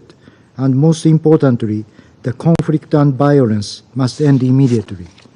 The longer this conflict continues, the more civilians will be victimized, the more people will suffer from hunger and disease, and the more children will be orphaned and traumatized. It is too late for many, but still we should call to prioritize their well-being, not to fight for a military victory. There is no winner in a competition of pain. This is why the parties, in particular Hamas, must swiftly move towards the conclusion of a deal in accordance with the Council's Resolution 2735. This will pave the way to release hostages, bring an immediate ceasefire, and expand aid delivery throughout Gaza. Japan reiterates its unwavering support for the tireless mediation efforts by the US, Egypt, and Qatar. Madam President, we have also witnessed the alarming escalation in the West Bank. The heavy civilian fatalities and massive destruction of civilian infrastructure are deeply concerning. The General Assembly has recently adopted the resolution following up on the ICJ advisory opinion. As a country which attaches great importance to the role of the ICJ and the rule of law, Japan voted in favor of the resolution after thorough consideration. Israel's settlement activities are in violation of international law. Japan strongly urges the government of Israel to completely halt its settlement activities as the GA resolution demands. We also condemn the violence by the extreme settlers. As we all know, the only viable path to resolve this tragic conflict is a two-state solution, where both Israel and the future independent Palestinian state live side by side in peace and security. This requires confidence building and sustainable dialogue between the parties, not hostilities or hatred. Diplomacy must prevail even in this time of difficulty and darkness. Japan will continue to play its part to seek a peaceful way out of this decades-long conflict. Madam President, last but not least, we are compelled to address the extremely dangerous situation in Lebanon. Japan is strongly concerned about the escalation of tensions between Israel and Hezbollah and deeply saddened by the numerous civilian casualties. Japan has joined the statement along with the like-minded countries calling for immediate 21-day ceasefire. We call on all parties to endorse temporary ceasefire immediately, consistent with the Security Council Resolution 7001, and give a real chance for diplomatic settlement. Thank you, Madam President.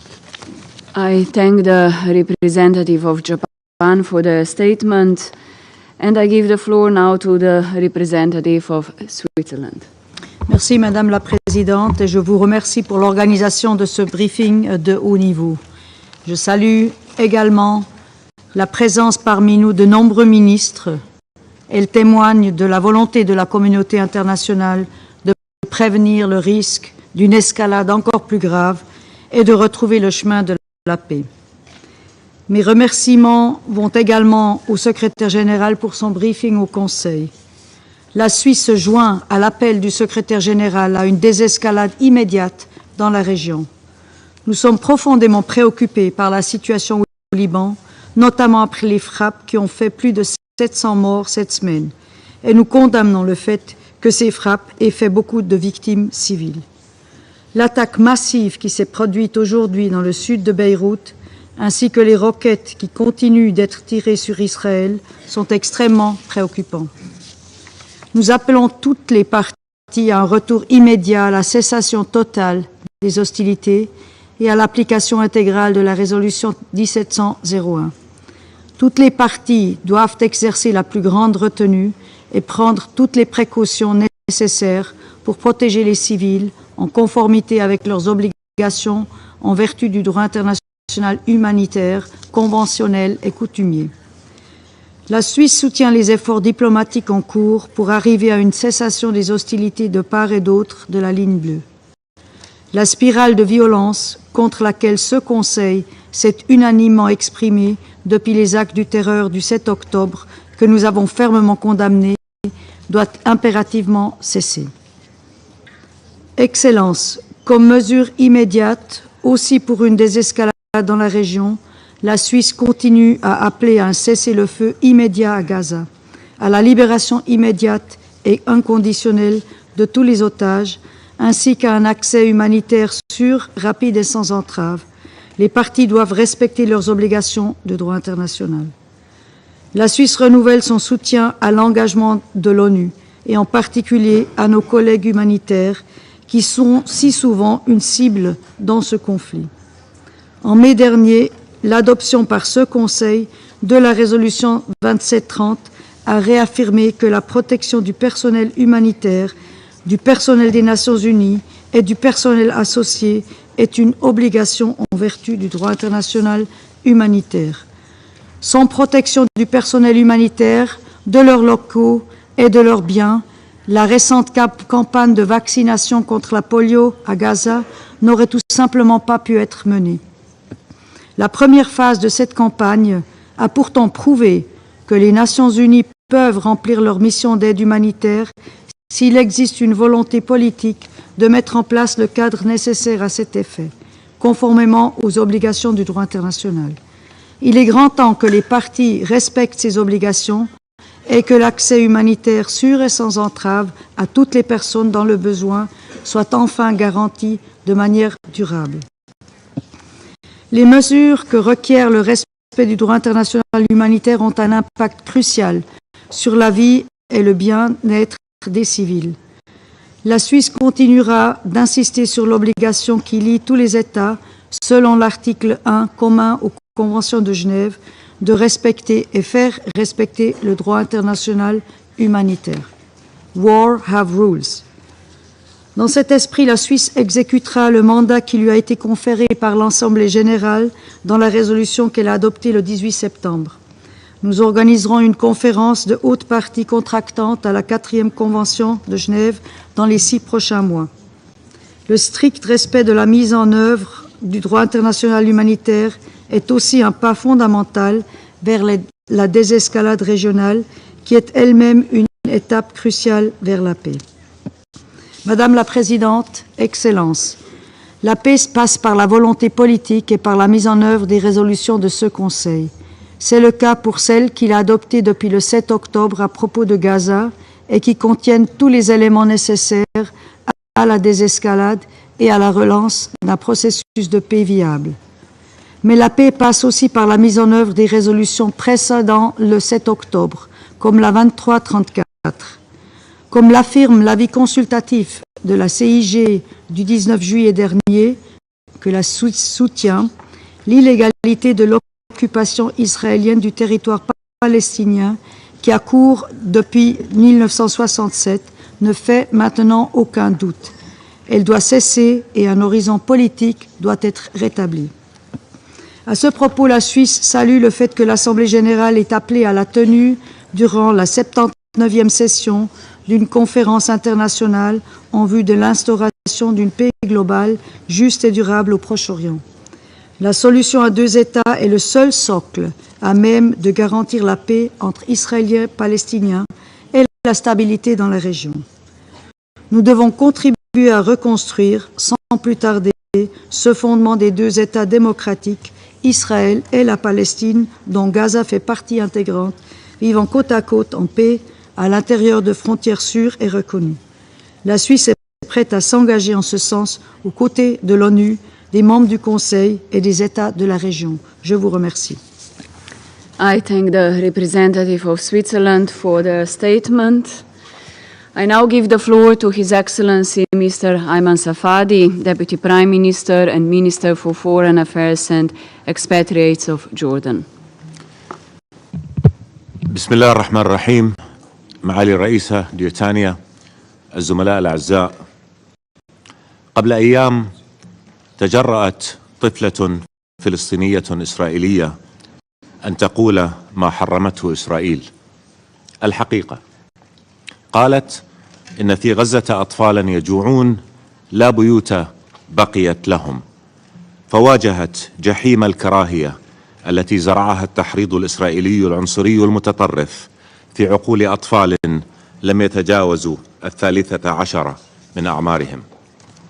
هاجمها طلبة مدرستها في بئر السبع بتحريض من مدرسة لهم، وبعد ذلك طردتها إدارة مدرستها من المدرسة بتهمة التحريض، قبل أن تعدل القرار إلى وقفها عن الدراسة بانتظار تحقيق في الحادثة، تحقيق تدل السوابق أنه لن يكتمل أبدا، تماما مثل حال التحقيق في قتل جندي إسرائيلي الصحفية الفلسطينية الأمريكية شيرين أبو عاقلة، التي مزق جندي إسرائيلي آخر صورة لها في مكتب قناة الجزيرة في رام الله بعد إغلاقه الأسبوع الماضي، في فعل يقدم شاهدا آخر على عمق الكراهية وتحريم قول الحقيقة في إسرائيل. احتفل الطلبة الذين هاجموا الطفلة بطردها من المدرسة بنشر فيديوهات على وسائل التواصل الاجتماعي يكررون فيها تحريض الوزير الإسرائيلي المتطرف بن غفير، الذي كان عضوا في منظمة كانت الولايات المتحدة سابقا صنفتها إرهابية، احرقوا قريتها. نائب رئيس بلدية مدينتها طالب بتهجير أسرة الطفلة، وحسب محامي الطفلة يتلقى أفراد الأسرة يوميا تهديدات أن رؤوسهم ستقطع. لم تقتل الحكومة الإسرائيلية الأطفال الفلسطينيين وتدمر بيوتهم وتفجر مدارسهم وتحرمهم غذاءهم ودواءهم وأملهم فقط، شيطنتهم، نزعت عنهم إنسانيتهم، تربي أطفالها على كرههم وجنودها على استهدافهم ومجتمعها على إنكار حقهم في الوجود.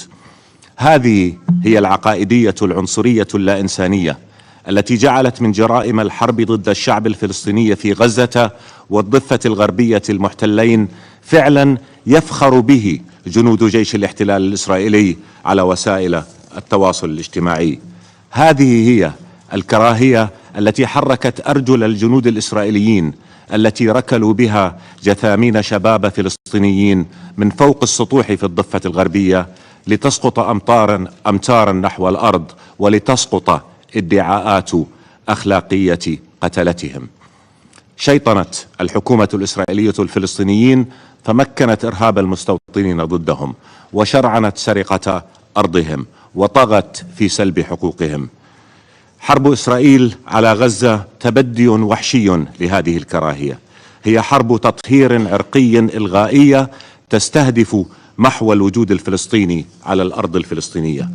دلائل ذلك في الدعوات العلنية لوزراء إسرائيليين حرق الفلسطينيين، في تأكيد رئيس الوزراء الإسرائيلي أنه لن يسمح أبدا بتلبية حق الشعب الفلسطيني في تقرير مصيره، وفي قرار الكنيست الإسرائيلي منع تجسيد الدولة الفلسطينية. ودلائله في همجية العدوان على غزة، في السياسات والإجراءات الإسرائيلية غير القانونية واللا إنسانية التي سبقتها في كل الأرض الفلسطينية المحتلة، مصادرة الأرض وبناء المستوطنات وحرق البيوت وحصار الاقتصاد والاعتداء على مقدسات القدس المحتلة الإسلامية والمسيحية ومحاولات تغيير هويتها العربية الإسلامية والمسيحية. الزملاء الأعزاء، خلال عدوانها المستمر على غزة قتلت إسرائيل أكثر من 41 ألف فلسطيني، ودفنت تحت ركام البيوت أكثر من 10,000 طفل ورجل وامرأة، ومنعت عمن بقي منهم نازحا في الخيم وأطلال المدارس والمستشفيات الغذاء والماء والدواء، ليموت الأطفال جوعا والأمهات عطشا والآباء قهرا. دمرت غزة لجعلها مكانا طاردا لأهلها غير قابل للحياة. وتنفذ الحكومة الإسرائيلية في الضفة الغربية المخططة ذاته، تدفعها إلى الانفجار لتبرر شن حرب جديدة تستهدف إلغاء الوجود الفلسطيني فيها ولتعد لتهجير أهلها منها. تلك جريمة حرب لن يسمح الأردن بها. لن نسمح بتهجير الشعب الفلسطيني من وطنه التاريخي إلى وطننا. قالها جلالة الملك عبد الله الثاني بن الحسين واضحة حازمة حاسمة: لن يكون الأردن وطنا بديلا، لن يحدث هذا أبدا. سنحمي الأردن وسنتصدى لأي تهديد لوطننا بكل ما أوتينا ومهما تطلب ذلك الواجب المقدس. للفلسطينيين وطنهم المحتل الذي سيتحرر دولة مستقلة ذات سيادة عاصمتها القدس المحتلة ولو بعد حين، والأردن لأهله سيبقى منيعا عصيا وللحق الفلسطيني الداعم والسند. دمرت إسرائيل غزة وتفجر الضفة الغربية وتستبيح لبنان وتدفع المنطقة نحو حرب شاملة لأن العالم سمح لها بذلك. تخرق الحكومة الإسرائيلية القانون الدولي والقانون الدولي الإنساني لأنها لا تواجه عواقب انتهاكها لهما. ترتكب جرائم الحرب لأنها لا تحاسب عليها. تتحدى مجلس الأمن وقرارات الجمعية العامة وأحكام محكمة العدل الدولية لأن القانون الدولي يطبق انتقائيا فجعلها ذلك فوقه. تهدد الأمن والسلم الدوليين لأن مجلس الأمن لا يقوم بدوره ولا يستخدم أدواته القانونية المتاحة للجمها.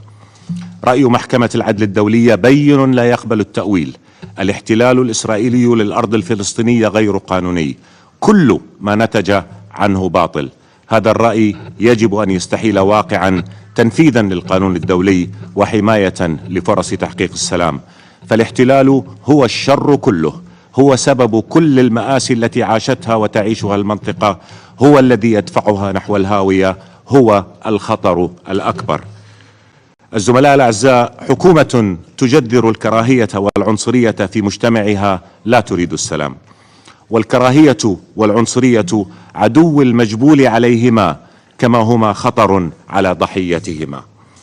تكذب هذه الحكومة الإسرائيلية على شعبها حين تدعي أنه محاط بمن يريد دماره. تهدد مستقبله حين تجعله أسير الخوف وتحاصره في ضيق الكراهية والعنصرية وتجعل من بلده دولة مارقة.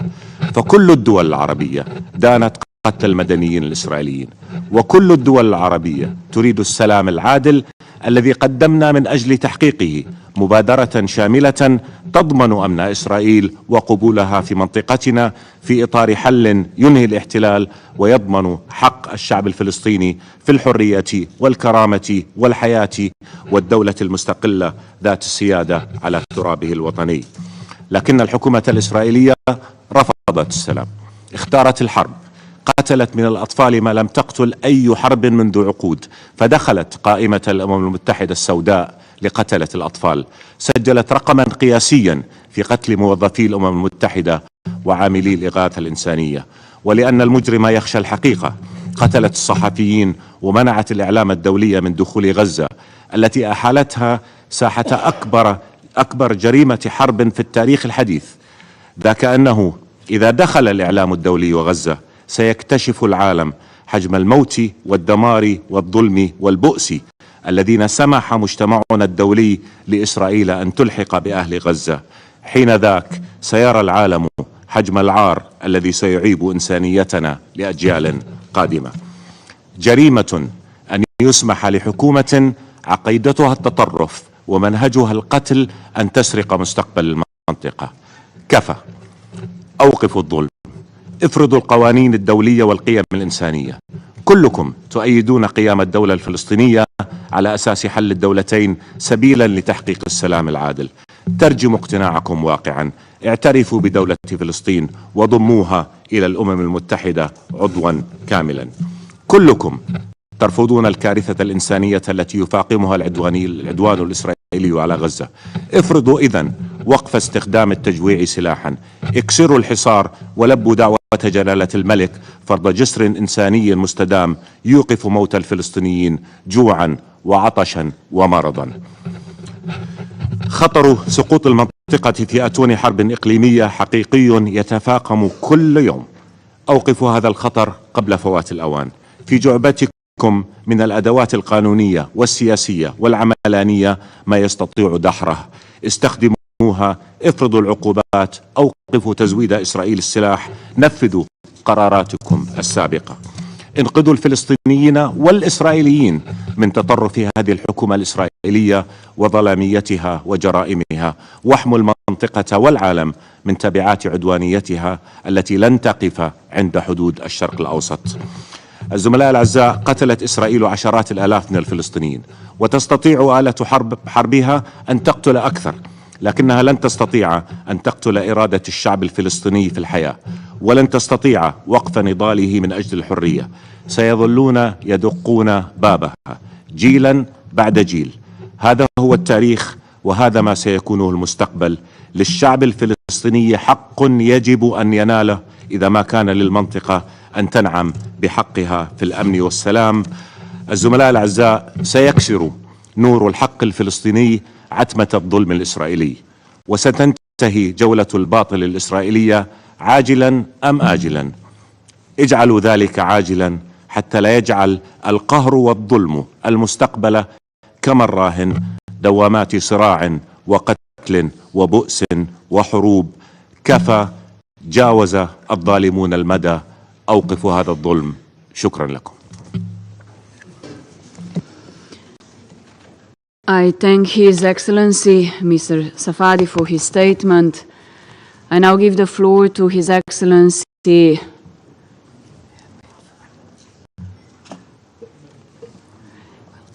Mr. Badr Ahmed Mohamed Abdelati, Minister for Foreign Affairs, Immigration, and Egyptian expatriates of Egypt. السيد الرئيس، نشكركم على عقد الاجتماع بطلب من الجزائر الشقيق لمناقشة التطورات الراهنة على ضوء الحرب والعدوان الغاشم المستمر على قطاع غزة والضفة الغربية وما تشهده الأرض الفلسطينية المحتلة من عدوان ظالم.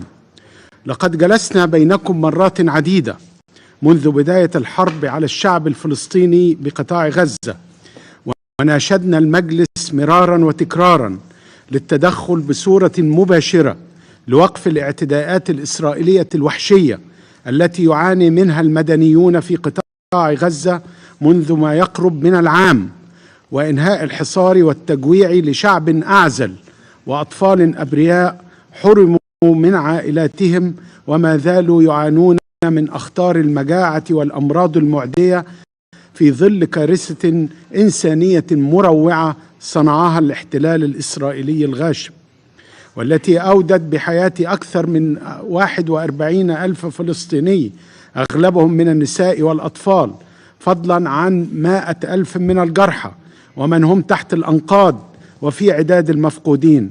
حتى الأحياء منهم سيعانون لسنوات طويلة ثقيلة، فقد عمدت آلة الحرب والعدوان الإسرائيلية إلى تدمير معظم المباني السكنية ومنشآت البنية التحتية المدنية والمستشفيات والمدارس، فيما يعكس نهجا متعمدا لتحويل القطاع إلى منطقة غير قابلة للحياة وطاردة لسكانها، وهو ما امتد أيضا إلى الضفة الغربية.